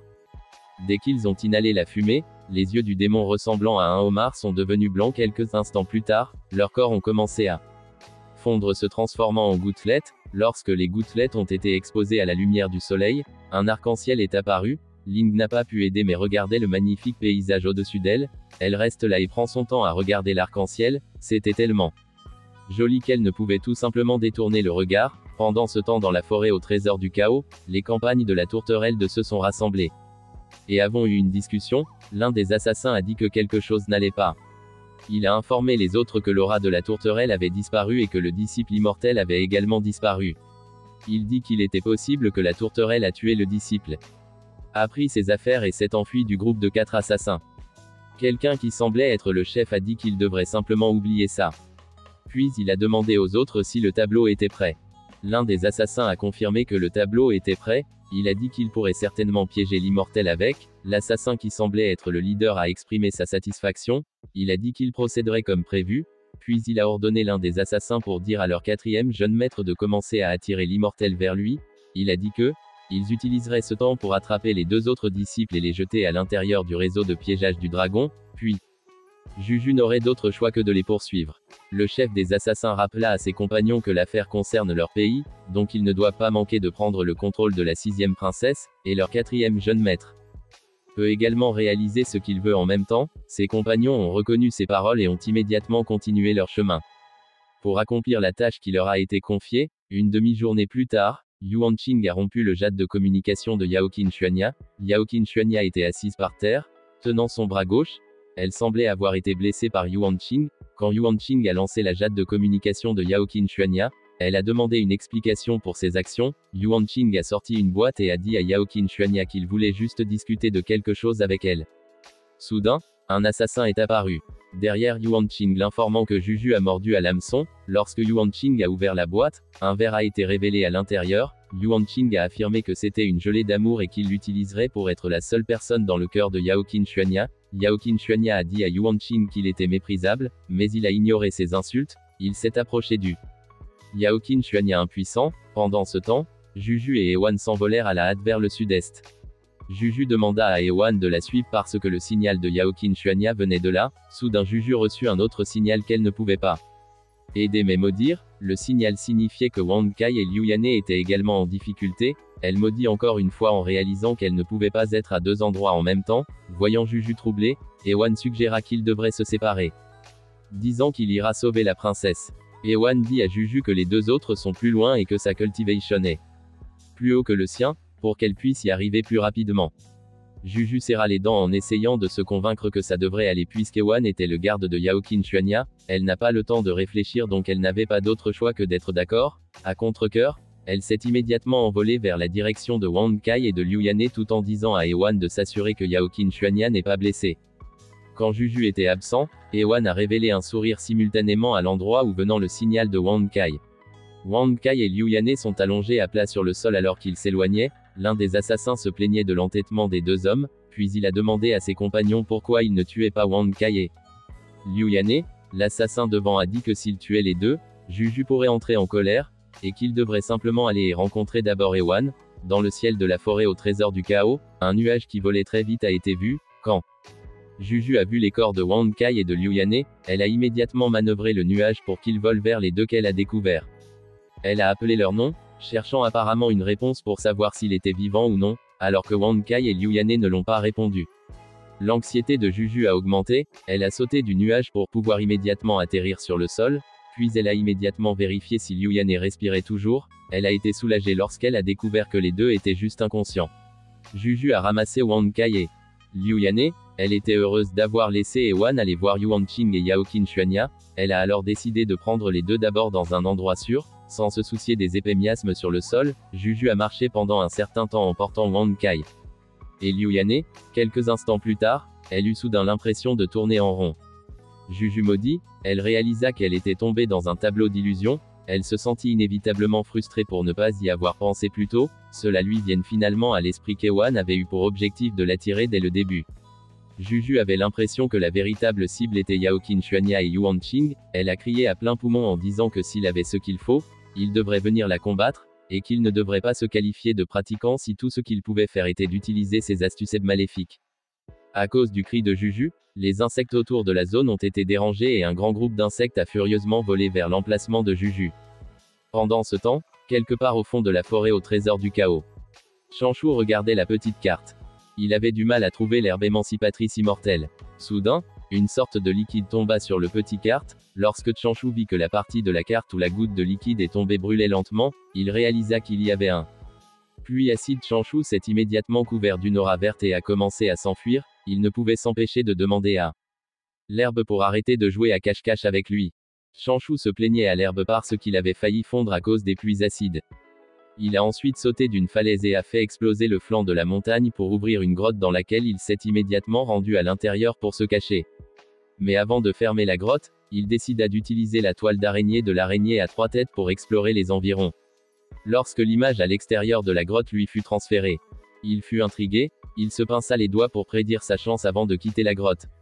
Il voulut jeter un œil à la perturbation qui lui avait été transmise par le toile d'araignée de l'araignée à 3 têtes. À l'extérieur de la grotte, un faisceau de lumière a mis en évidence une femme apparemment inconsciente tombant du ciel. Chanshu est arrivé sur les lieux avant que la femme ne puisse s'écraser sur le sol. Il a été choqué de voir que c'était en fait Yao Qinchuanya. Chanshu regardait Yao Qinchuanya, les cheveux flottent alors qu'elle descend du ciel, mais au lieu d'attraper Yao Qinchuanya, Chanshu se retourne et a agi comme s'il ne pouvait rien voir, à cause de la force de la chute. Yao Qinchuanya s'est écrasé sur le sol. Sans entrave, pendant que Chanshu s'éloignait, Yao Qinchuanya l'appela, l'impact semblait l'avoir réveillée de l'inconscience, alors qu'elle luttait pour se lever, elle dit à Chanshu qu'il devait quitter les lieux rapidement. Elle était sur le point de dire quelque chose de plus mais elle perdit encore une fois conscience. Chanshu regarda Yao Qinchuanya avec un air pitoyable, puis il a poussé un soupir de résignation, puisque Yao Qinchuanya avait un bon cœur, Chanshu a décidé de l'aider juste un peu, alors qu'il la récupérait, Chanshu pensa qu'il s'en ficherait après et qu'il laisserait le reste à Yao Qinchuanya. Heureusement, après un certain temps à l'intérieur de la grotte, Yao Qinchuanya toussa alors qu'elle ouvrait lentement les yeux. Ne sachant pas où elle était et ce qui s'était passé après avoir perdu conscience, Yao Qinchuanya se leva rapidement, elle a eu le souffle coupé qu'elle s'est remise de son choc initial. Yao Qinchuanya a vérifié son corps, elle n'arrivait pas à y croire qu'elle avait survécu, elle essayait de se rappeler ce qui s'était passé mais la seule chose dont elle se souvenait était quand Chanshu est venu la chercher, elle a regardé derrière elle, quand elle a vu une note avec des talismans et des bouteilles. Remontant à un jour avant que Yao Qinchuanya a retrouvé sa conscience à l'intérieur de la grotte, avec l'amour gluant sur ses doigts, Yuan Qing s'est rapproché de Yao Qinchuanya, il lui a dit que cela l'attristait qu'elle n'ait pas répondu à ses sentiments depuis 60 ans, mais avec l'amour gluant, Yuan Qing a pensé que les choses seraient différentes. Yuan Qing pinçait l'amour gluant quand il a dit à Yao Qinchuanya qu'ils pourraient enfin être ensemble, la glu d'amour se tortilla alors qu'elle était sur le point d'être utilisée sur Yao Qinchuanya. Elle activait secrètement un talisman. Yao Qinchuanya a menacé Yuan Qing que s'il osait utiliser le Love Gu sur elle, le royaume Honglin et son maître ne lui pardonnerait jamais. Yuan Qing a affirmé qu'il avait déjà le contrôle de cet endroit et a demandé à Yao Qinchuanya de juste être gentil et écoute-le. Le talisman que Yao Qinchuanya activait était un talisman au trésor changeant qui lui avait été donné par son maître, et que le trésor lui sauverait la vie et qui lui permettrait d'échapper au danger. Une fois que le talisman serait activé, Yao Qinchuanya a soudainement lévité. Yuan Qing a été alarmé et il a immédiatement essayé d'attraper Yao Qinchuanya, mais il était trop tard. Ses mains viennent de passer à travers l'image postérieure de Yao Qinchuanya. Yuan Qing était tellement en colère qu'il a fini par grincer ses dents. Il a ensuite ordonné à l'assassin derrière lui de trouver Yao Qinchuanya. Revenons maintenant à l'époque où Yao Qinchuanya s'est réveillée à l'intérieur de la grotte, alors qu'elle vérifiait les choses que Chanshu avait laissées derrière elle, elle se demandait où Chanshu était parti. La liste des talismans dissimulants, les talismans repoussant miasmes, pilules détoxifiantes, pilules nourrissantes à l'essence, et une note étaient parmi les choses qu'elle a trouvées. Dans la note, Changshu a dit à Yaoqin Xuanya qu'ils appartenaient à la même secte, donc ils devaient s'entraider. Il informe à Yaoqin Xuanya que cet endroit était à 1000 km de la forêt au trésor du chaos et qu'il avait laissé des pilules, des talismans et une carte pour la dissuader de quitter cet endroit. Il a également souligné qu'elle devrait donner la priorité à sa survie. Changshu a même écrit pour dire à Yaoqin Xuanya qu'elle ne devrait pas facilement faire confiance aux autres car il est impossible de savoir ce qu'il y a dans le cœur d'une personne. Il lui a conseillé de prendre bien soin d'elle car le chemin à parcourir était dangereux. Yaoqin Xuanya lit à haute voix la dernière phrase de la note, qui indiquait qu'il avait été écrit par une personne qui ne voulait pas révéler son identité. Yaoqin Xuanya ne pouvait pas aider, mais a souri puis elle s'est souvenue que ses blessures, même l'intérieur de ses cuisses, son ventre et les autres endroits importants avaient été enveloppés.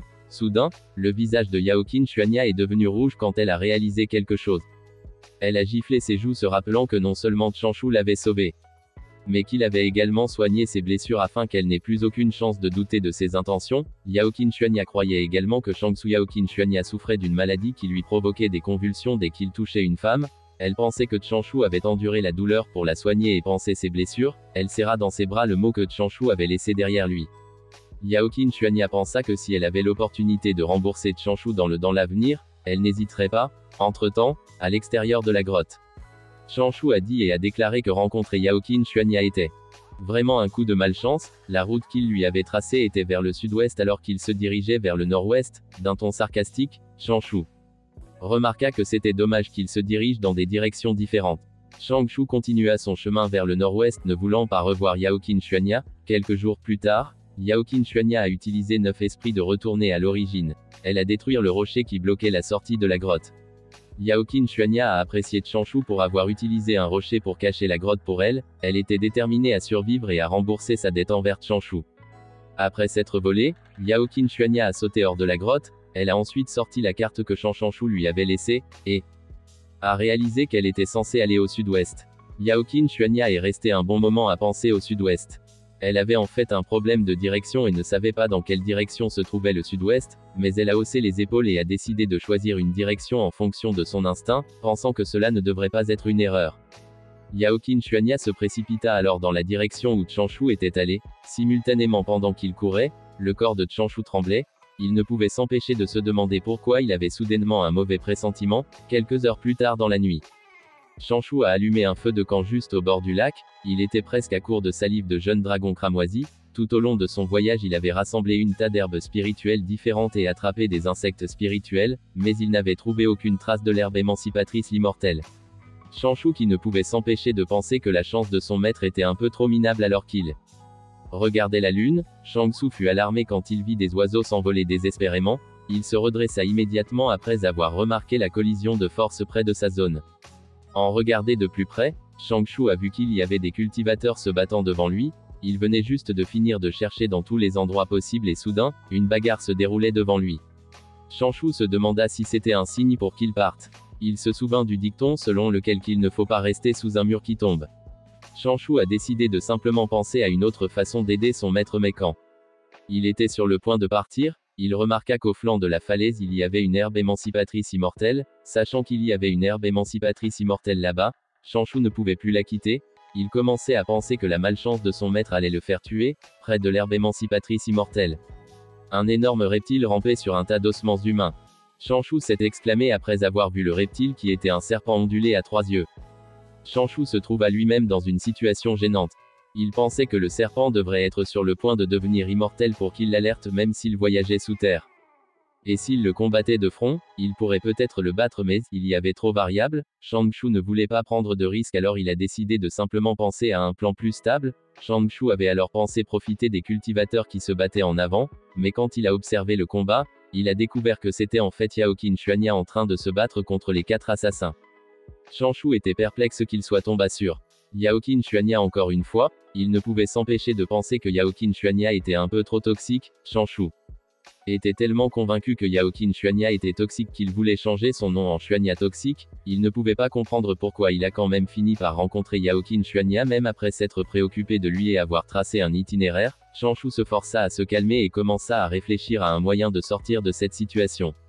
Yaoqin Xuanya et les assassins combattaient à distance de l'herbe. En y pensant, Changshu réalisa qu'il devrait remercier sa sœur cadette toxique. Il s'est ensuite justifié en disant que lui et Yaoqin Xuanya étaient égaux simplement parce qu'il l'avait sauvé il n'y a pas longtemps. Yaoqin Xuanya et les assassins ont continué à échanger des coups jusqu'à ce qu'ils se rapprochent.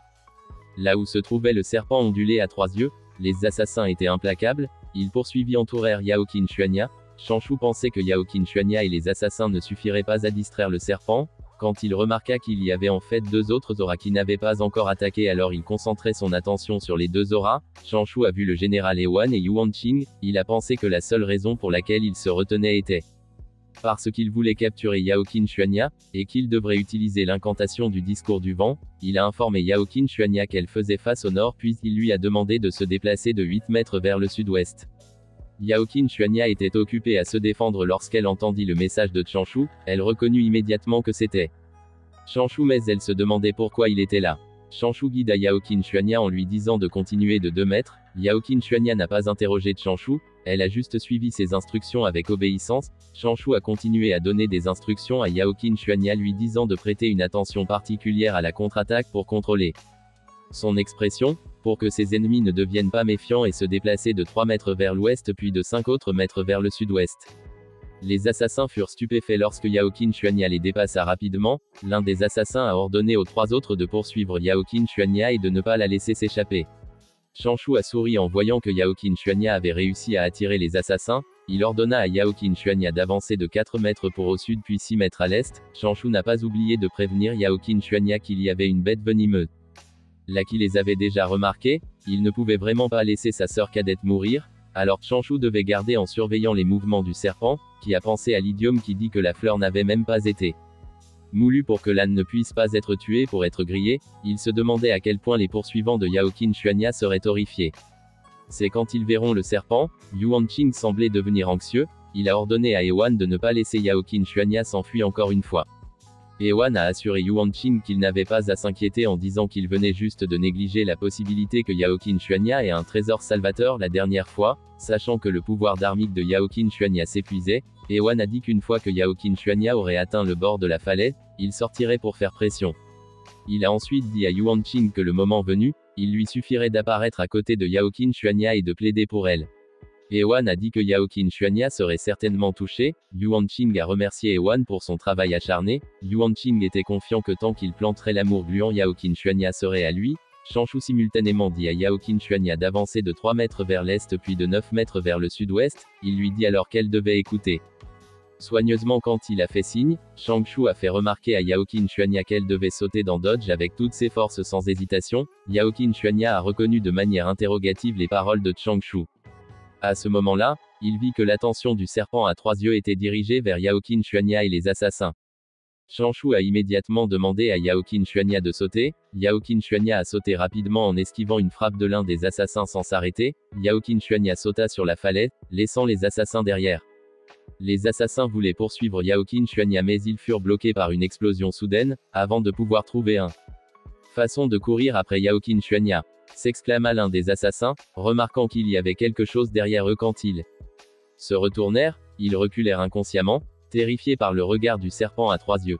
Le serpent rapidement ouvrit la bouche et attaqua immédiatement l'assassin. La tête du serpent s'est écrasée contre le flanc de la falaise. L'agitation avait attiré l'attention du général Ewan, voyant qu'un serpent ondulé à 3 yeux était en train de tuer son troupe d'élite. Il a arrêté de se retenir, il s'est immédiatement envolé vers le serpent. Changshu s'est excusé auprès d'Ewan et ses troupes disant qu'il n'était pas confiant dans la lutte contre le serpent, et qu'il devait donc leur confier le travail. Pendant ce temps, Yaoqin Xuanya se demandait pourquoi elle ne pouvait pas sentir l'aura de Changshu quand une lumière dorée s'approcha rapidement d'elle. Une épée recouverte d'une aura dorée a bloqué Yaoqin Xuanya l'empêchant de s'enfuir. Yaoqin Xuanya a tourné la tête en réalisant que quelqu'un était derrière elle. Yuan Qing s'est révélé en demandant à Yaoqin Xuanya pourquoi elle s'enfuyait encore. Il a alors dit à Yaoqin Xuanya qu'elle lui appartenait déjà. Le général Ewan a crié après le serpent ondulé à 3 yeux alors qu'il balançait sa hache de combat. Il la lança ensuite vers la tête du serpent ondulé à 3 yeux. 2 des assassins ont survécu. Ils ont repris leur espoir en voyant que leur général était venu les sauver. Changshu, qui était attendant que les 2 côtés soient épuisés, préparait 3 effigies en papier. Le serpent a sifflé de douleur lorsqu'il a été touché par la hache de combat d'Ewan directement sur sa tête. Il était en colère et il balança la tête vers l'arrière, renvoyant la hache de combat à Ewan. Ewan attrapa la hache de combat, le faisant s'écraser sur le côté du rebord. Après avoir récupéré, Ewan regarda le serpent dangereusement, les rochers furent écrasés en morceaux alors qu'Ewan sautait vers le serpent. Lorsqu'il se rapprochait du cou du serpent, Ewan a positionné sa hache de combat sur le côté. Il a crié en balançant sa hache de toutes ses forces. Le serpent a pris le coup directement. Il était trop énorme et trop lent pour échapper à l'attaque d'Ewan. Dès la première attaque, Ewan ne semblait pas capable de percer les défenses du serpent, mais au moment où il ajouta plus de son pouvoir, la tête du serpent s'est séparée de son corps, alors que la hache de combat d'Ewan a réussi à la couper proprement. Changshu a remercié le général Ewan pour son travail acharné. Il a ensuite sorti sa poudre immortelle étourdie de haute qualité et le jeta vers la zone où se trouvaient Ewan et les assassins. La poudre immortelle se propagea immédiatement au moment où son conteneur s'est brisé. Le général Ewan s'est alarmé en pensant que ce qu'il avait inhalé était en même temps du poison. À ce moment-là, les assassins qui avaient également inhalé la poudre rampaient déjà sur le sol, appelant leur général Ewan à leur secours. Il n'a pas fallu longtemps à Ewan pour commencer à ressentir les effets de la poudre. Ewan a été forcé de s'agenouiller, il ne pouvait pas croire que le serpent possédait en réalité un poison si puissant, il n'en avait encore inhalé qu'un peu, même avec son niveau de cultivation immortel, il se sentait encore étourdi, sorti de nulle part, un éclair lui a été tiré dessus et a facilement percé la gorge du général Ewan après avoir retracé la trajectoire du verrou. Ewan a remarqué un pied sortant d'un arbre. Changshu s'est révélé en décidant qu'il était temps pour lui de terminer ses affaires. Il a sorti son parapluie au trésor qui change le ciel et l'a activé immédiatement, après avoir terminé les préparatifs. Changshu a ensuite dirigé un autre éclair vers le général Ewan. Le général Ewan ne pouvait rien faire d'autre que regarder Changshu. Changshu a sorti et utilisé les 3 effigies en papier qu'il avait préparées, puis il a commandé les effigies pour attaquer le général Ewan. Changshu a décidé de tirer un autre éclair sur le général sans défense. Ewan ne pouvait que hurle de douleur alors qu'un autre éclair lui transperce le côté du cou. Alors qu'il se rapproche d'Ewan, chacun des effigies en papier de Changshu ont sorti une bouteille de son poison brûlant le cadavre, et ont jeté la bouteille vers Ewan. En le couvrant du poison brûlant le cadavre, il était clair d'après l'expression du général Ewan qu'il faisait de son mieux ne pas inhaler le poison. Mais il ne pouvait s'empêcher de tousser alors qu'il ne pouvait plus retenir son souffle et inspirer inévitablement les poisons brûlant le cadavre. Des taches brûlantes ont commencé à apparaître sur le bras du général Ewan comme s'il cherchait désespérément à faire quelque chose à propos de sa situation désastreuse. Ewan a essayé de couper une effigie en papier mais a échoué. L'effigie a réussi à sauter rapidement, rendant les efforts d'Ewan vains. Shang qui sauta de la falaise et pointa un autre flèche vers général Ewan. La flèche qu'il a tirée s'est facilement plantée sur la poitrine d'Ewan. Ewan n'a pu que serrer les dents pour soulager la douleur qu'il ressentait. Les yeux des effigies de Changshu devinrent rouges alors qu'il crachait du feu vers le général Ewan. Le feu a brûlé Ewan mais il a dissipé la fumée autour de lui. Quand il a vu contre qui il se battait, Ewan était choqué et ne pouvait pas croire qu'il avait été mis dans une situation désespérée par Changshu. Ewan a ensuite dit qu'il était un immortel et ne tomberait jamais face à un petit avorton comme Changshu, criait le général Ewan en utilisant son sort dharmique, l'essence de l'âme. Changshu était choqué. Il avait l'air de ne pas s'attendre à ce que le général Ewan ait ce genre de sort dharmique.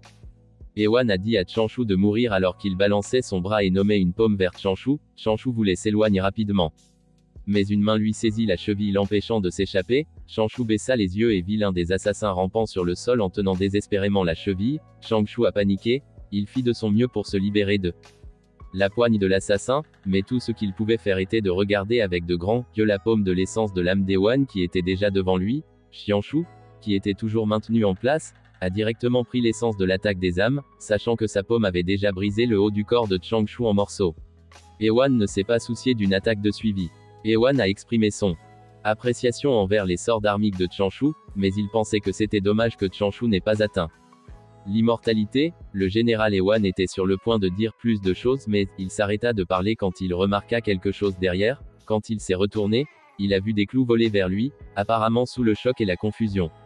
Ewan était incapable de réagir permettant à l'un des clous de lui percer le front. Les clous avaient déjà percé son essence des âmes. Lorsqu'Ewan a essayé de s'éloigner, le bas du corps de Changshu a explosé en même temps. Choqué de voir qu'il ne s'agissait en fait que d'une effigie en papier, il se tourna rapidement pour vérifier l'état de son corps. Ewan vit que son corps était toujours brûlé par les effigies de Changshu, après avoir été baigné dans le feu de l'âme du monde souterrain pendant si longtemps. Ce qui restait du corps du général Ewan était ses os. Quelques instants plus tard, le vrai Changshu est sorti d'un arbre. Il marcha vers les cadavres puis utilisa la perle conservatrice d'âme pour récupérer les âmes d'Ewan et des assassins.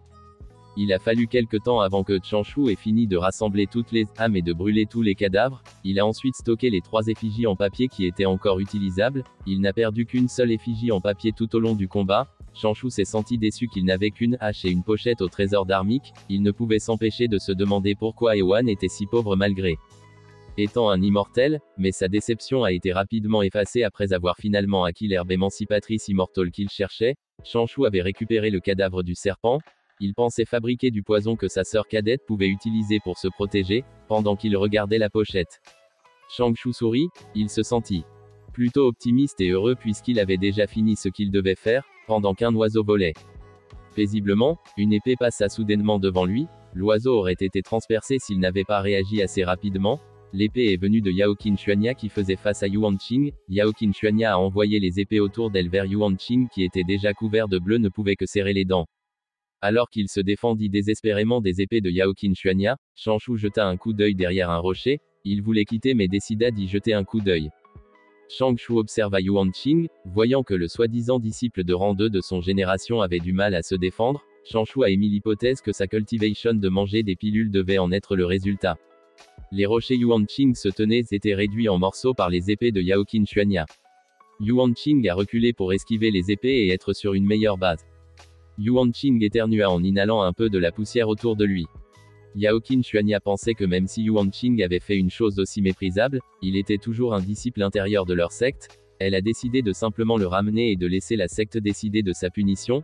Elle a ensuite envoyé plus de ses épées vers Yuan Qing. Yuan Qing s'est écrié. Ses yeux se sont écarquillés, il a arrêté de se défendre et a simplement laissé les épées transpercent son corps. Yao Qinchuania ne savait pas pourquoi Yuan Qing avait soudainement cessé de résister. Yuan Qing tomba au sol alors que les épées de Yao Qinchuania lui ôtèrent la vie. Yao Qinchuania prit un moment pour regarder le cadavre de Yuan Qing, même s'il avait peut-être un cœur méchant. Elle a supposé que Yuan Qing avait toujours un peu de remords dans son cœur. Yao Qinchuania se demandait si Yuan Qing avait également été forcé par quelqu'un, sachant que Yao Qinchuania avait la capacité de trouver des mots réconfortants pour elle-même. Changshu ne pouvait s'empêcher de penser que son poison était toxique. La sœur cadette a en effet fait honneur à son nom d'être toxique, blague à part, au lieu de partir après avoir tué son adversaire. Yao Qinchuania est restée sentimentale à propos de la situation, et Changshu pouvait dire qu'elle n'avait pas subi la cruelle réalité du monde primordial. Yao Qinchuania reprit ses esprits en se demandant comment Changshu allait. Elle a décidé d'amener avec elle le corps de Yuan Qing et d'y jeter un coup d'œil. Soudain, Yao Qinchuania a senti une bouffée de quelque chose qui lui donna ensuite des vertiges avant de s'effondrer au sol. Changshu voulait d'abord s'éloigner de cet endroit. Il a tiré les cheveux de Yao Qinchuania en pensant que tout allait bien puisque le corps physique d'un pratiquant dépassait énormément celui d'un mortel. Changshu était sûr qu'il était impossible pour Yao Qinchuania de devenir chauve simplement parce qu'il tirait sur ses cheveux, même si c'était un peu impoli. Changshu pensait que c'était l'endroit le plus pratique à saisir, cela ne créerait pas de malentendus inutiles, tandis que dans une vallée, on pouvait voir des cultivateurs chevauchant des grues géants se dirigeant vers la forêt au trésor du chaos. À la périphérie de la forêt au trésor du chaos, Liu Yane a demandé à Wang Kai s'il était toujours blessé.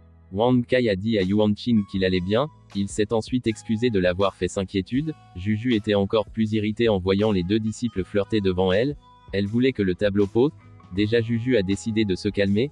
En tant qu'immortelle, elle voulait essayer de penser à un moyen pour eux de sortir de leur situation difficile. Liu Yane a dit à Juju qu'elle ne devrait pas trop s'inquiéter en disant que les bonnes personnes sont bénies par le ciel, et que Yao Qinchuania et Yuan Qing sont peut-être déjà en ville à attendre. Juju leur a exprimé son mépris. Elle a dit que cela faisait peut-être longtemps que les cadavres des deux étaient déjà mangés. Liu Yane a rappelé à Juju qu'elle avait dit l'autre jour que quelqu'un de leur secte viendrait pour l'aider. Elle espérait qu'il pourrait bientôt sortir. Personne ne savait si les 3 disciples étaient morts ou vivantes. La tête de Juju lui faisait mal alors qu'elle luttait pour penser à quoi dire au maître de Changshu si quelque chose lui était arrivé. Et si les 2 précieux disciples d'immortels étaient morts aussi, elle perdrait 100 ans d'argent du vin. Liu Yane se sentait mal à l'aise. Elle savait que Juju était en fait très préoccupée par les 3 disciples mais elle ne savait pas pourquoi. Elle avait l'impression que Juju était plus préoccupée par son argent pour le vin.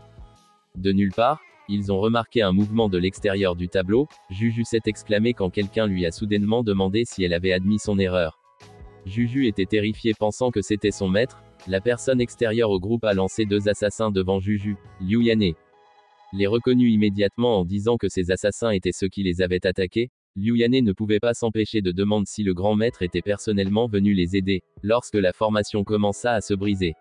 Juju s'agenouilla et a appelé son maître. Elle a admis qu'elle avait été trompée et avait perdu le contact avec les 3 jeunes disciples, dit-elle. Qu'elle était prête à accepter toutes les réprimandes et punitions. Juju demanda alors à son maître de trouver rapidement les 3 disciples pour voir s'ils pouvaient encore être sauvés. Lorsque le réseau fut complètement brisé, il fut révélé que la personne à qui Juju confessait et implorait était le 5e disciple, exalté, Wang Kai. A informé Juju que leur maître n'était pas venu.